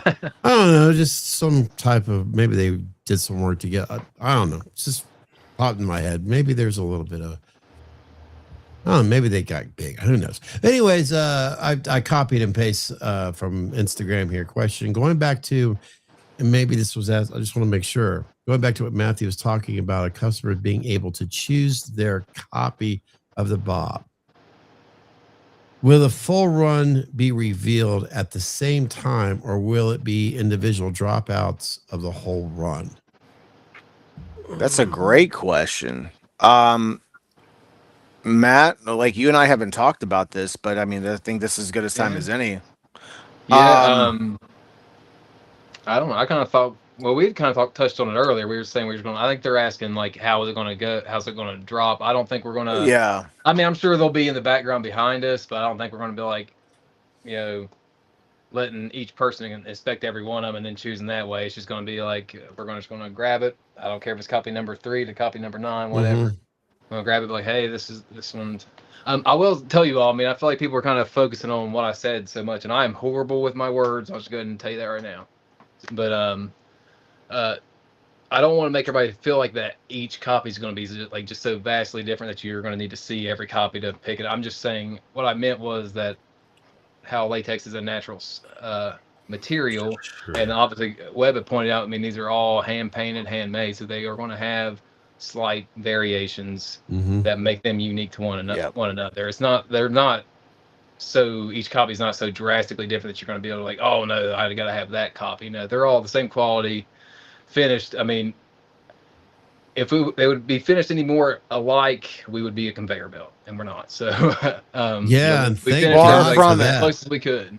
Thank God. Far from it. I mean, you think about it, you're getting something like this is one of one. Yeah. One of one. Yeah, there's others out there called the Bob, but I have something that has its own unique thumbprint or two because it's Matt and Chris, but you're getting something that's not one of 2,000. Right. You know? Yeah. Well, the other thing is too is the first 10 will also be signed and numbered by Matt and I. That which is the collab. Everything after that, it depends on which artist you get it from. You could get it from Matt. He'll have his signature and all that stuff on it, but it won't be numbered and it won't be a collaboration. It'll just be like his variation of it. Maybe you like Matt's variation. You go, okay, I like Matt's variation. I want Chris's variation. Cool. All right. Cool. No problem. Like, we don't care. That's the thing. There's no ego here. And that's the other part of this that works is there's no ego, and why we work so well together is it's like, I don't give a shit if Matt sells 10 of them and I sell one. I really don't care. You know, I'm at that stage in my life and my career where I don't need to prove anything. And I don't mean that to sound like egotistical. It just, I want him to succeed just like he wants me to succeed, you know, and that's what I mean by that. Neither one of us give a shit, you know, like about that. You know, we checked that out a long time ago when we first got introduced to each other and we started talking. It was like, this is a really solid dude here. Like, I like this guy. Like, I naturally liked him. And then you guys did some of Matt's finish work? Oh my gosh, man. That's MV75? Yeah. That's 6 years. That's 6.5 years old, man. Come the fuck on, man. Holy shit, man. Wow.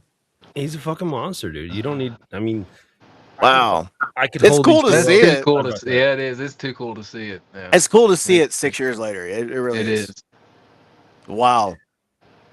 You know, one of the reasons why you get to enjoy this, and I'm gonna sound arrogant here, and I'm also going to say this is to individuals that when they collect masks, they're not out to I'm going to buy it and then try to sell it for 5 times its sale. This is it from an individual right here that he's doing it because he loves he loves the creativity from the artists, and he's a collector. He's not out there to try to, in other words, so yeah, you guys get to enjoy it from firsthand. Who's going to hold on to it to the day he dies? Oh yeah. Yeah. Without question. Yeah. So, oh my God, there's some more questions being brought in. Hey, beautiful. This is awesome. This is awesome. I got to bring this person in here because it's been a while, because this gentleman right here, Bradley Sterling, was actually a guest here, a special guest on Meet Us in the Man Cave. He's a great dude. Very good dude. So Bradley, not to bypass anybody else. Yes, shit, Brad. Yes, not to bypass anybody else, but Bradley, I just seen your name here. Unless they are factory created by machines, there will be a nuanced difference. That's the beauty of going to these artists that we see sculpts. So Bradley, it's been a while, so it's good to see you again. But I love your comment absolutely. there.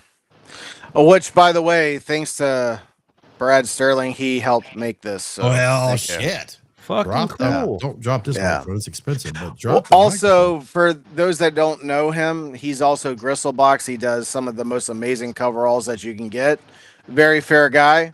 Hit him up. He's excellent to work with. I have pretty much every style that you could ever want from him, and I got a few from him as well. He's fantastic. Fantastic. Wow.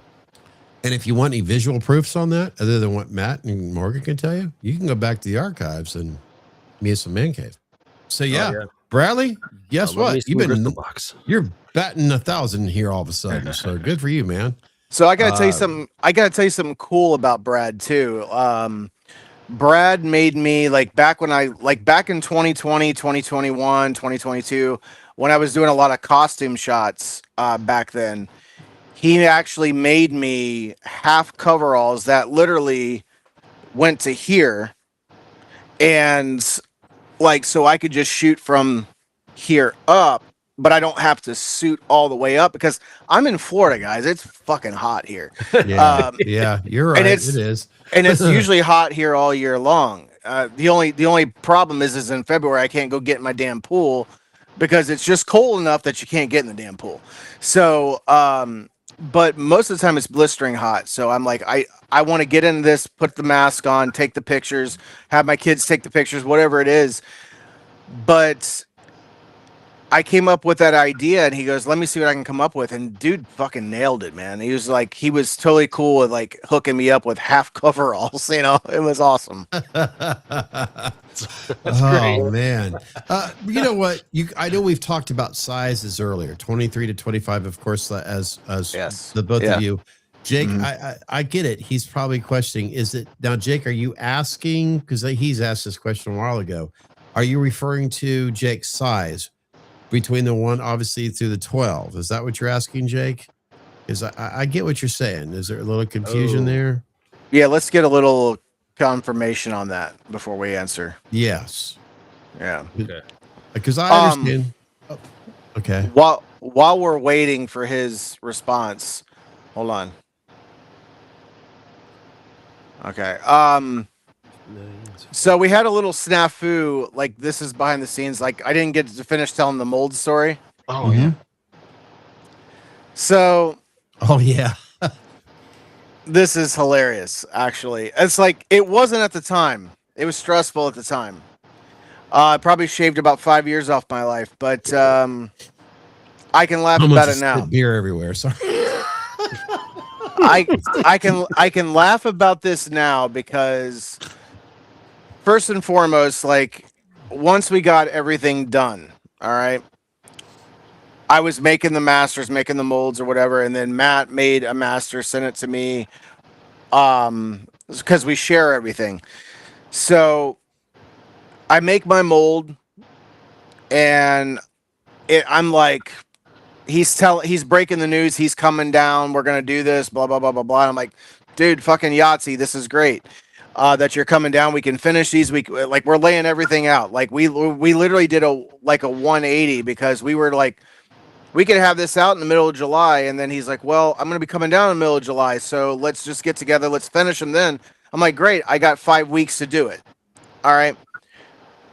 5 weeks to pour and base 5 masks is literally nothing. It's even if you did 1 a week, at least we would have been ready by the time he got here. Didn't happen. I literally for 2.5 weeks was pouring on this mold, and literally the mold was beautiful. It was literally probably one of the best molds I had ever made.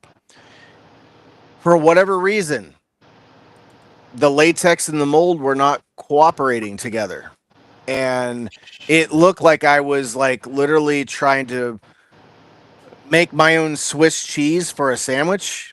Wow.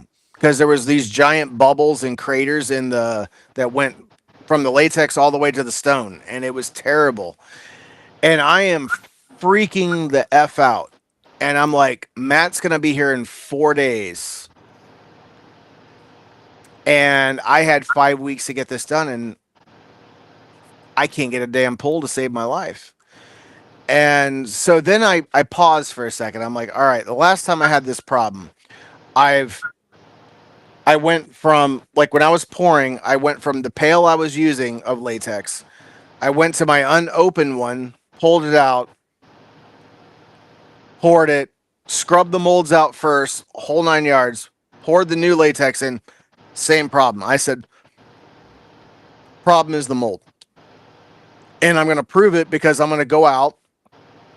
I didn't have the time. I'm going to buy some different plaster just to prove it was the mold, and I'm going to make a new mold that I didn't have the time to do. I had to start over and make a brand new mold. And now I got 3 days. I gotta tell you, I have never poured faster in my life. Son of a bitch. I was gonna ask, dude, because we didn't bring it up yet, but the cowl, the ultra cowl. By the hair and the skin on my testicles, we made it in time. Wow. Oh, Jake was he says, I was asking about the size ordeal. He says, I was asking in the form of a question for others. When you said choice of your copy, I was under the impression it was by size. Oh, that's what I bet. That's what he was. So. Okay. So let me reiterate that. We poured everything the same, 23 and a half, 24, standard size, standard any man size. There are 2 copies in this run of 12. Obviously, you saw Matt's proto. It's a little thicker. Okay.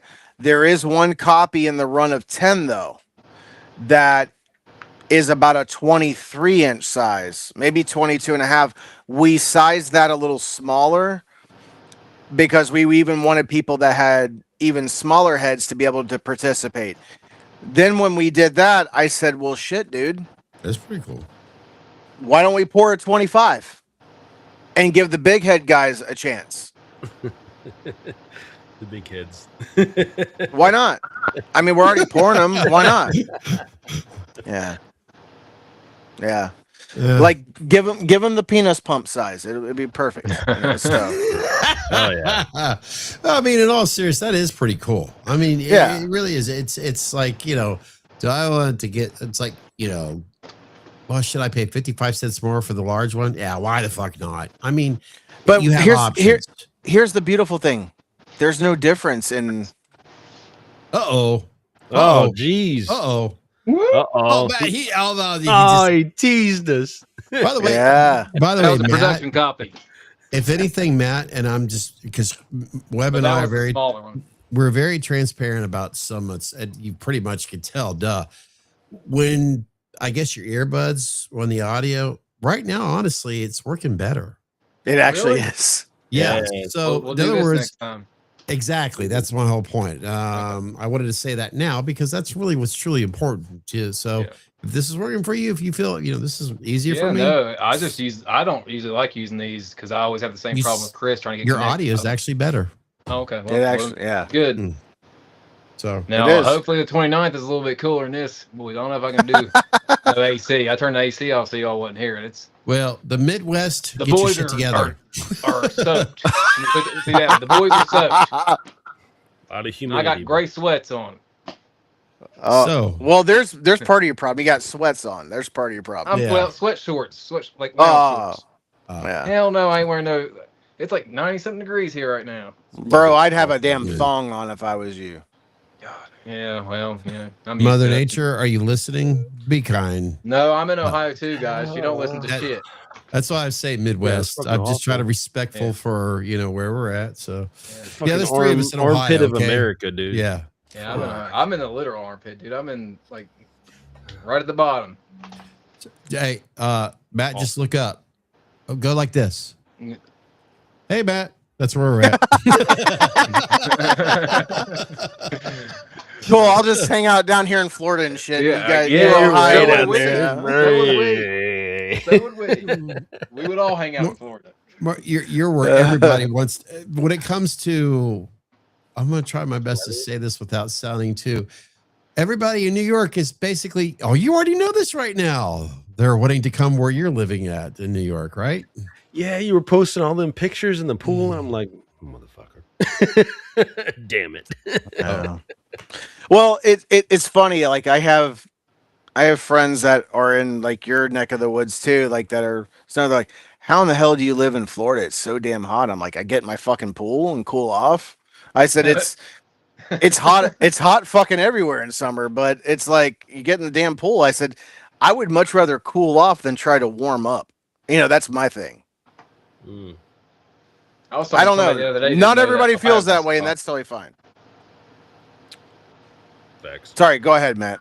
Oh no, I was just bullshitting. I said I was talking to somebody the other day that didn't know Ohio got as hot as it gets. Like, yeah, man, it's a big ass state.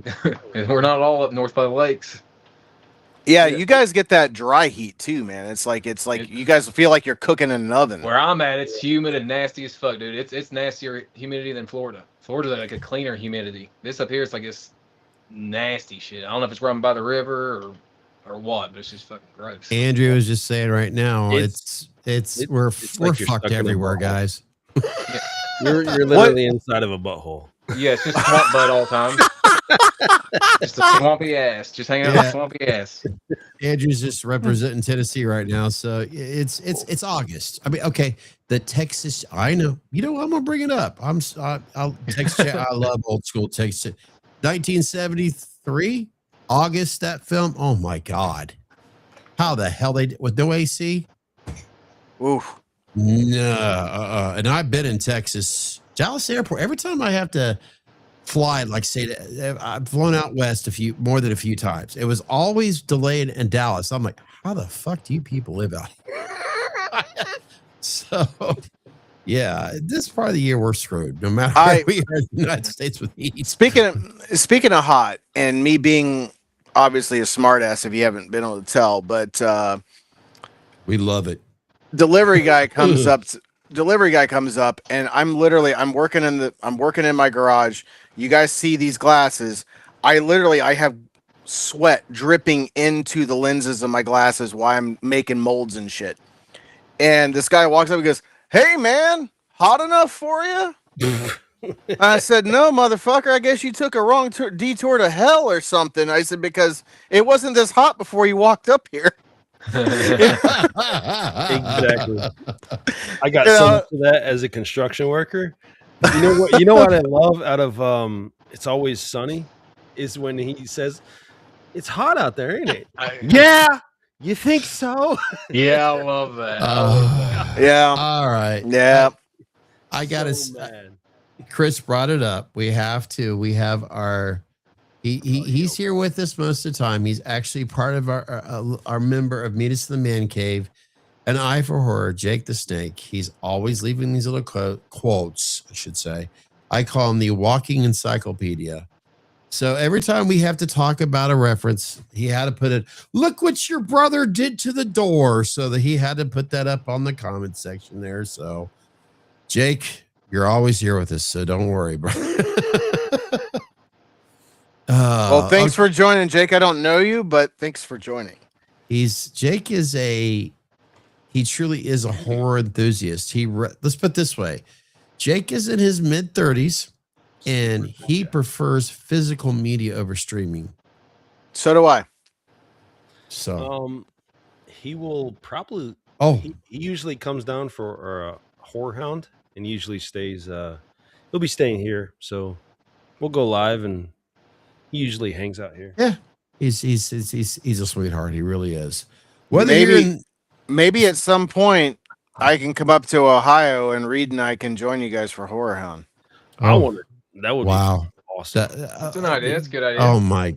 I've got. You know what, folks? I'm going to do everyone that's watching right now. Andrew, Hannah, Jake, Andrew, if you're still here, I'm not even going to share my thoughts if that happens, because I'm just saying that's just too much excitement if those two join us here, because it's like what they do. I know what you're thinking. Like, well, why don't they get a booth up in horror? I said that out loud. Okay. Weather here in North Carolina. A booth for pictures, right? Yeah. Yes. Pictures. Yes. Yeah. I'm just, you know what? The weather in North Carolina seems to be 107 degrees. Really? Holy shit. Hannah was saying that. Hannah. Hold on. Is it really 107, or is it the feel like temperature? Like, that shit drives me nuts. I'm like, if it feels like 107, then it is 107. Don't tell me it feels like it, because it fucking is. You know, it's like I know what it feels like. Why are you telling me what it feels like? Jake, just say state-wise. You don't say city. You know, we respect your privacy. You said mine says 87. No way. That's crazy. Wow. 107? It's 87 in my garage right now at night. So I think it's going to be 83 here tomorrow. You know, I feel this is no disrespect for. I think I'm doing a good job. You are. My boy over here, my golden boy over here. He's sitting over here to my left. In other words, Dozer. Little Dozer. He's just sitting there relaxing, So I'm doing my part, keeping the AC on. He's not bitching because he's not doing this. So you know what? You're welcome. Yet. Well, I don't know how much time we got, but I just want to say before we duck out at all, I want to make it be known. You guys not only are cutting edge when it comes to horror podcasts and content. We are grateful for you because you guys have the work ethic, the show that you do, what you've built over the last several years. I knew you guys when we were going to do something like this. I said to Matt, I said, maybe I can get the Meet Us in the Man Cave guys to help us put this thing together. I said, because I can do it, but there's too many variables to it, and there's too much I'm doing. It's going to be too bad. This thing needs a release the way it needs to be released. And Scott, I want to tell you, for years, man, I've respected the shit out of you for what you do. And coming from a production guy myself from back in the day, like I've been out of it for a long time, and I can tell you, for first and foremost, I respect the shit out of you for what you do, and you stay on top of cutting edge shit. And that's something I haven't done, and I admit that. But Webb, I can tell you, like when I first met you, I could not have ever. Not that I didn't think you can do it, I just didn't know you that well, and collectors can tend to be a little bit more introverted. I know I was at one point, but you have owned this role that you're in right now. And like when I hear you guys, it's like I don't even hear Meet Us in the Man Cave as a show anymore. I hear it as two best friends just hooking up, having a couple beers, and entertaining the fuck out of us with fucking cutting edge technology. So I want to say thank you guys for making it fun for us to listen to, but most importantly, thank you for showing us enough, like love and respect to opening up your doors to having us on. Thank you. It was a pleasure, dude. It was fucking awesome. I know we're probably winding down, so it's coming to that point because we're 3.5 hours deep. But I mean, this was awesome. This was an experience, and one of those I can put in my book. Absolutely, man. It's been great. Let's throw out last calls for everybody if anybody has any questions, so that we can get them all answered. And yep, Matt's got to go find dry pants. Yes, take a shower too. Man, we'll see. No ball rot in the bed. I'm working on some new hair.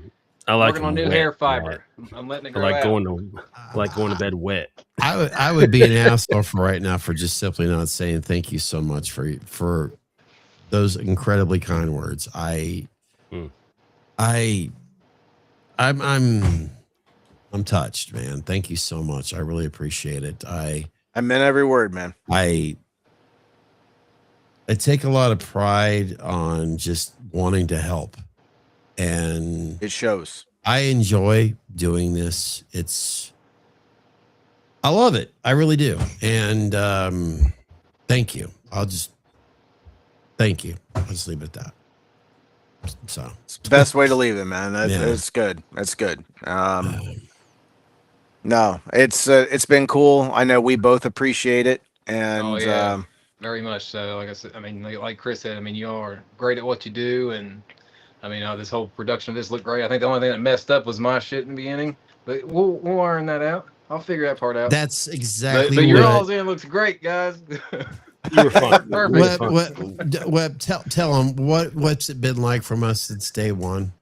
I mean,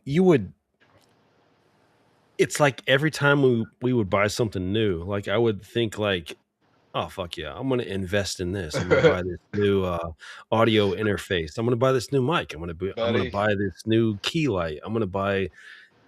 It's time to redo the whole camera. It's time to redo the lens. Every time we would change anything, there would always be a fucking problem. I would go Same to with log mask in. making, dude. Same with mask making. I would go to log in and, Hey. and he'd be like, I can't hear you. And I'm like, fuck. We go through it all the every time we time. change anything. Oh But my I honestly, thank you. I mean, I know him and we hear it more and more. And I know we take pride in it because we worked hard for it. And It shows. we do. It's just like what The you same guys, as these guys. we can't. So, you know what? We'll stick to our day jobs as long as you stick to yours. And if we can help you guys, I just get it out there, then by all means, let's do what we do. Yeah. Well, let's make an agreement on something. All right. All right. Obviously, we didn't drop any definitives, but we did drop some hints about Matt and I getting together for future stuff, whatever we release. Whenever I am up there to help bring out like what we did with the Bob, let's make sure that that Matt and I at least make a drive up to the man cave and we hang out with you guys and we do a live show right there in the man cave. I got you. I got you. Oh, we'll even get some. Maybe then we could surfers. bring like finished pieces that you all could, Yes. be in hand there. You guys can take over the whole. Maybe come man bearing cave out goodies. there. Not a problem. Not a problem. No, you guys are awesome. Chris, Yeah, you've thank always you been so a good much. friend. You've always been a great friend, man. Thank you. Thank you. Oh, I'll tell you what. Right back to you. Christopher Webb, he's always, I wanted to say this earlier, and Matt, I'm sure it's going to fit in just so much quite well with you. I can tell you right now through past podcasts, whenever we get into the subject matter, when it comes to what's behind his technically right shoulder right now. Let's just put it this way. It's almost like the two of you have been the closest friends for over 20 years. And it's like he's going to fucking have your back no matter what. It's almost like you come out, hang out and I miss it. It's like, damn it, I missed it again. Boys night, you hang out or whatever. It's almost like you've been there all this time. It's not about, yes, we love the work. We love the artistic ability that you do, just like you were giving us a shout out, but it's more than just that. It really is. Yeah. Because it's this much the white mask. It's that much the behind the mask. And it shows all the time. So I really hope that you and Matt we can all hang out, do a live stream, but just have no offense to people that are listen, but it would just be fun just to hang out. How many There's somebody people else up that here? way too. Yeah. Oh, Rick Ramby. Chris? Yeah. Oh, fuck was yeah, that my way. bad. I saw Oh my Rick God. about 6 months ago. I saw him at a burger joint, and Shut dude, up. he was actually surrounded by people, and dude, like I felt like I had to wait in line. Like he had all these people around him, and I was like, after they all cleared out, I was like, Rick, what's up, man? And we shook hands and did the whole thing, and I was like, how you been, man? And he was like, Oh my God. I'm just keeping busy, he does his thing. I'm gonna do this. And I'm Okay. like, fuck yeah, man. I'm gonna try this. Here's where Chris is. Here's where Rick like 15 is. minutes. And I'm right down here. So we're literally that fucking. So yeah. It's in within 20 minutes. I shit you not. So I got a funny Rick Ramby story. He came down to Florida in 2019 he was down on a weekend to support his daughter doing a cheerleading whatever. So I'm like, well, let me come to your hotel. I said, I'll take you to breakfast and we'll just hang out, until you got to go. And he goes, yeah, great. So we go to IHOP and we're checking out each other's masks and shit, just like we all do.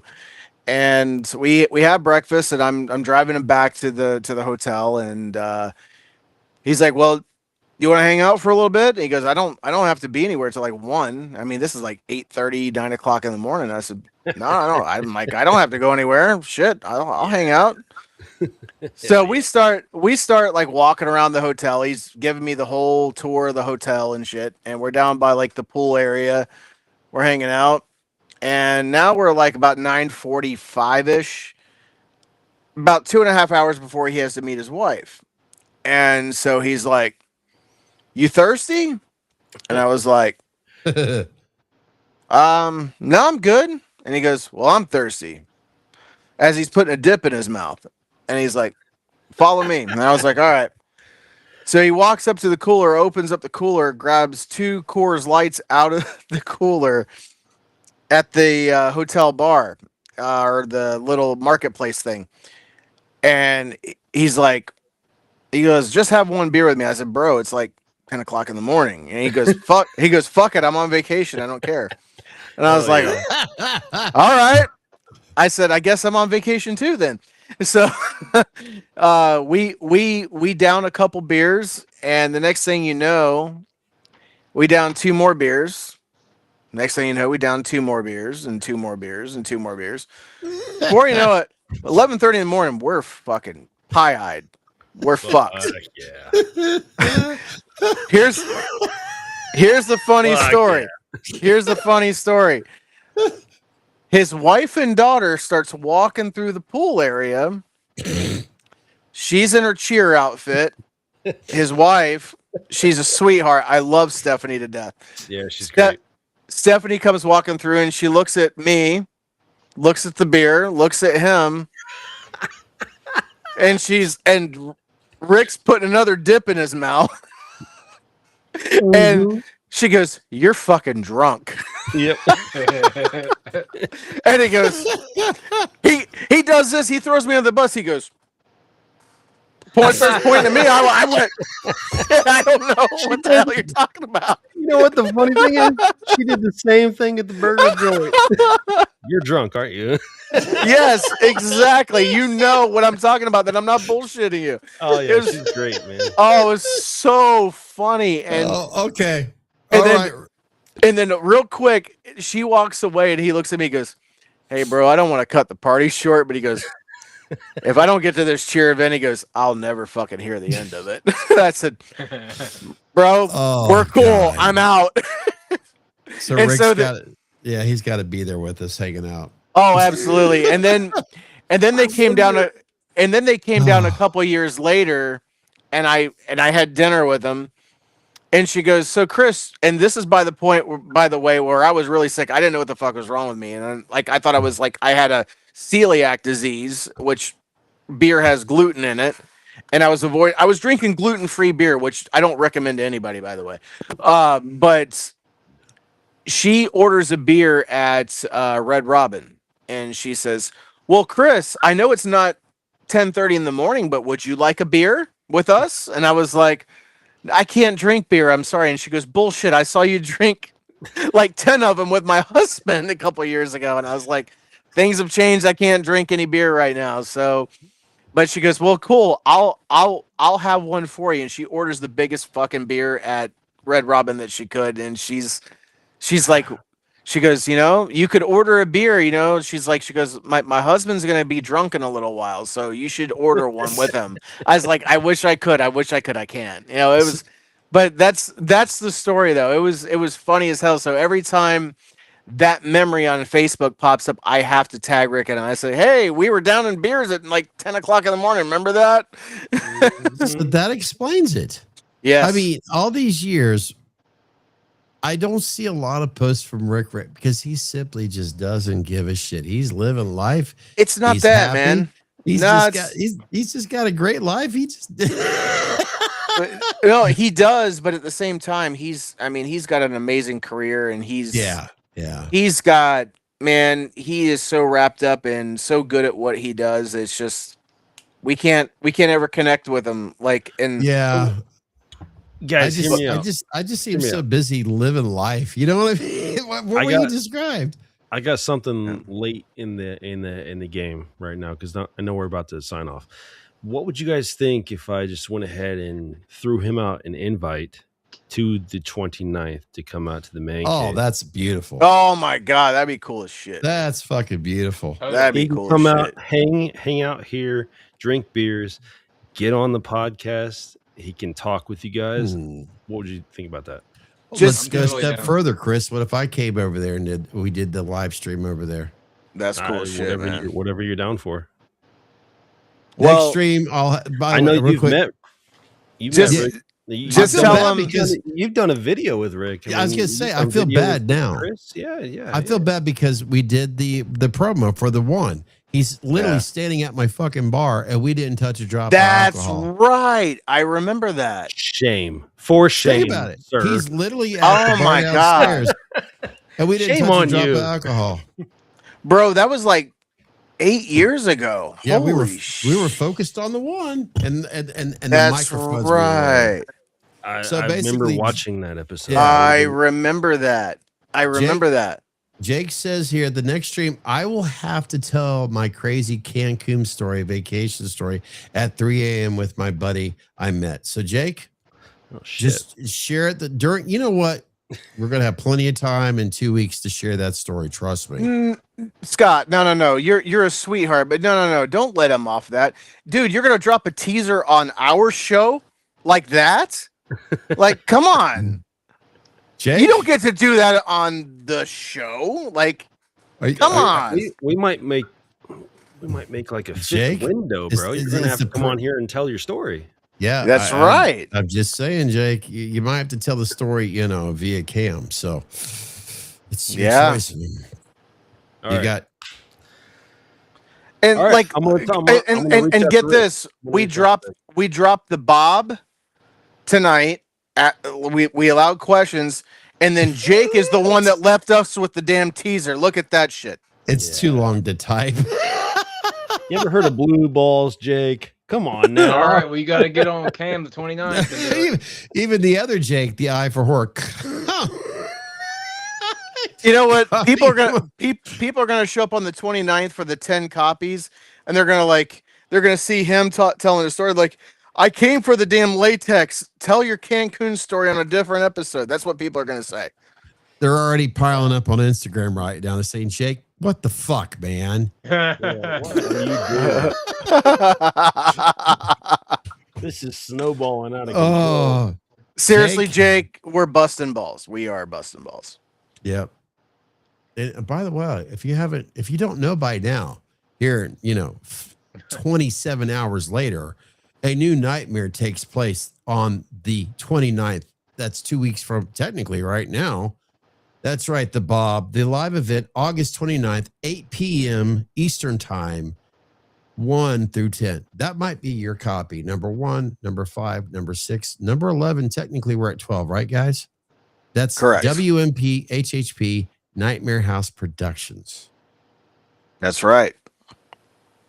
Join together to form Nightmare House Productions. All right. It's being sent, fellas. Nah, no political correct. You know what? I'll tell you what.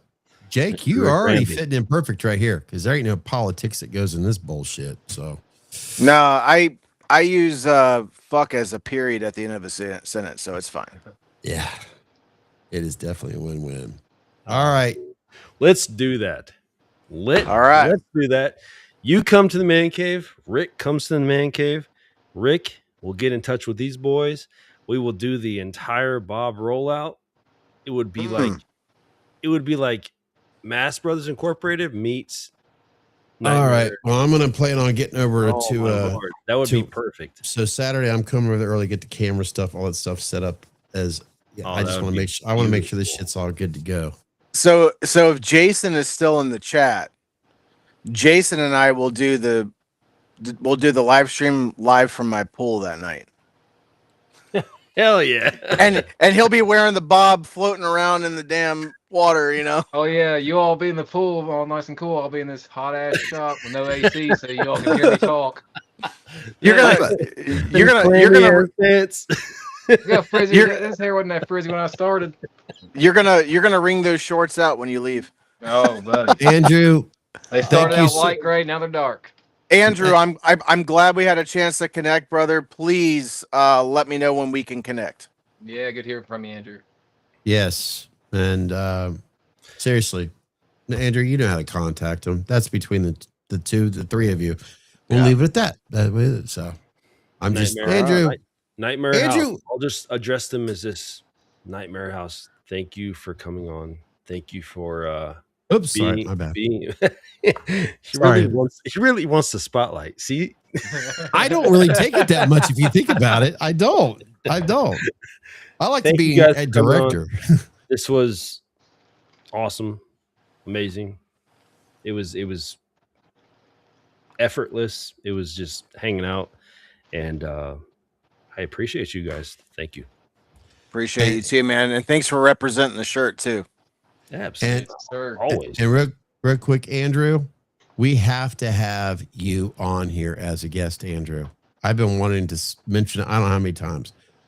Andrew Flatt, you have to come on Meet Us at the Man Cave in the near future. Please, please, please do. Yes. No, there's no. Oh, look at him. Look at him. Uh-oh, my bad. Damn it, mouse, hit the right button. You got to have a side by side. Yeah, can we do two? Okay, if you are like me, if you're like you really love a true white mass from back in the day, especially from certain, scenes, there's this certain concept that people love to have this. I'm just going to fucking say it. People are obsessed with a certain stretch look from a certain, no. Shut up, Scott. Look what you got right here. Could you? There's this guy named Nick Castle. I know he's directed films like The Last Starfighter, The Boy That Could Fly. He was also a writer in Escape from New York. You might have heard of him. Could you imagine him wearing one of these masks? Do you guys know what I'm talking about? I've never heard of him. Well, he's just. I know. I spent some money getting his autograph, but that doesn't say much. You know what I mean? I'm just saying, there's this guy named Nick Castle. I really think he could portray this wearing this mask quite well. I know. Call me crazy. I'm thinking out loud. It's sorry. I'm being selfish. Let's put it in the audience's hands because they know what they're seeing. They know what to do. They know to be there on the 29th. And I love this woman. She's like, hey, tell everybody I said hi, and you guys keep on partying your ass off. This is coming from Pam. Oh, very nice, very nice, very nice. Thank you, Pam. Yes. I don't know you, but thank you. They know what they're in for the 29th, but they don't fully know everything. If I can tell you guys something, there's still elements that have to be introduced. And you're not going to see that until the 29th. So you better make sure to be there. Because if you like the mask, you're going to love the other shit that's coming. Oh, yeah. Oh, yeah. What? Huh? Oh, yeah. There's more. Oh, that's right. There's more. Not bad. I feel like this is turning into an OxyClean commercial. But wait, there's more. You know what? It slices, it dices, it makes julienne fries. Y'all haven't seen everything. Somebody said over on Instagram, Scott, would you please take Dozer out? Okay, fine. Oh, wow. Wow. Damn, you're being called out by the audience to take your damn dog out. Wow. Did he leave, really? Who? He's gone? Scott? What? He said he got the dog out. Are you kidding me? I guess that means you're signing us off there, buddy. Holy shit. Fellows, I've taken up enough of your time. I don't know what he's doing. He's never done this before. It's fucking weird. But anyways, I've taken up way too much of your time. No, this is fun, man. This is fun. We appreciate it. Shooting the shit. This is fun. And I hope we can do it again with maybe a surprise guest by the name of RR. I think that'd be fun. Yeah, that would be awesome. All right, guys. I'm gonna hit that button. I don't know what he's doing. And we'll catch up on the 29th. How about that? All right. Catch you on the 29th. All right, guys. Thanks everybody for coming too. Yes, thank you. Yes, All thanks for all your questions and everything.